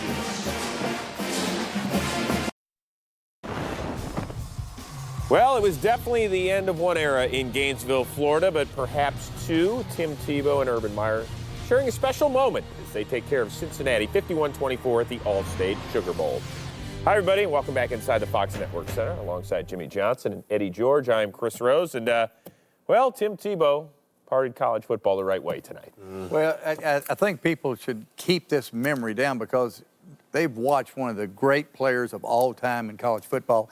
And then tonight, statistically, his finest ball game. Yeah, he certainly saved the best for last, and the way he was throwing the ball around the field, he might have boosted his stock in the NFL draft. Let's not go there, right? But where do we rank him all times in terms of legacy? I mean, he's got a Heisman Trophy. He's got 2 rings to his name as well. It's tough. I mean, there's been some great players, but certainly you can rank him in the top 10. I mean, his resume speaks for itself. You know, this outstanding job he's done throughout his entire career, Jimmy. I think you could take Tim Tebow, and anybody could argue against anybody that's ever played the game, say, hey, Tim was the best. Urban Meyer is certainly going to be mentioned as one of the greatest coaches of all time. We don't know what is the next chapter for him. Right now he's taking an indefinite leave. Steve Addazio will take over the day-to-day operations. Once again, you told us in the pregame show you don't think you're going to see him back on the sidelines? Well, of course, Chris Myers, did the interview with him, and, I don't know that Urban actually knows himself what he's going to do. Because every answer was, I don't know, we'll see, I don't know. But when he's thinking this much about it, and it's going through his mind with Tebow graduating, with the team, doing what they did, I think in his mind he's going to come in next fall saying, hey, let me go to another position with the University of Florida. Obviously a great way to finish if it was the final chapter for Urban Meyer and Tim Tebow, a 51-24 victory over the University of Cincinnati. All right, now let's send you back down to New Orleans and rejoin the man who called tonight's game, Tom Brenneman. Take it away, my friend. Thank you very much, Mr. Rose. 51-24, our final, and it's time for the hardware to be handed out. And who better to do that than Mr. Chris Myers? Thank you, Tom, the All-State Sugar Bowl committee, the people of the Louisiana Superdome, and the great college football fans across the country. Thank you for watching, for attending. Gator Nation will continue to celebrate. And we are joined by some familiar faces and some people that you should hear from. First, I want to introduce Richard Smith, the All-State Sugar Bowl president. Thank you, Chris. The Sugar Bowl wants to thank the University of Florida, the University of Cincinnati, and their great fans. Congratulations to the winner of the All-State Sugar Bowl, Florida, and head coach Urban Meyer.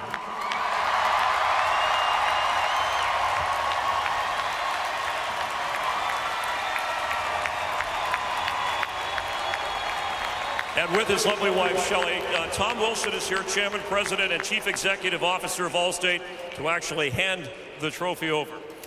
Coach, when you put this trophy over your head, it'll be a memory your team will never forget.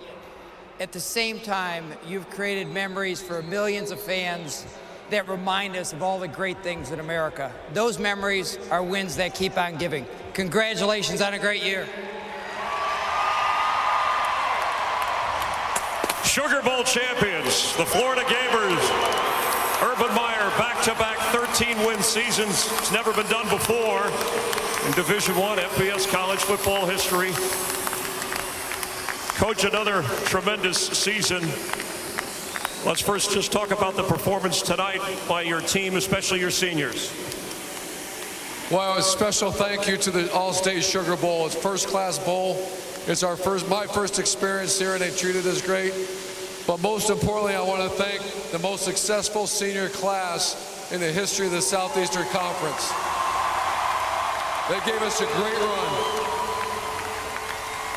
And Tim Tebow, part of that, he saved the best for last tonight. Tim Tebow will go down as one of the great players, if not the greatest player in college football. Coach, as the confetti falls, this is your third BCS title with the Florida Gators, and we've been able at Fox to share it with you. And I think Gator fans and football fans want to know what Urban Meyer is going to do next. I plan on being the coach of the Gators. That's been decided. Oh, and you're in good health? I got to work on that a little bit. Because you're an all-or-nothing guy, right? You don't know how to ease up. This is all about our players and our senior class. I love our players, I love our coaches, and I love Gator Nation. And Shelley, you're okay with this. Thank you very much, Coach. You deserve it. And now to present the outstanding player. You can take that home with you, Urban, if you want. Ray Gendron, the chairman of the All-State Sugar Bowl Executive Committee. Tim, on behalf of the Sugar Bowl, it's my great pleasure to congratulate you for a tremendous game, magnificent career, and award you our Most Outstanding Player Award. Congratulations.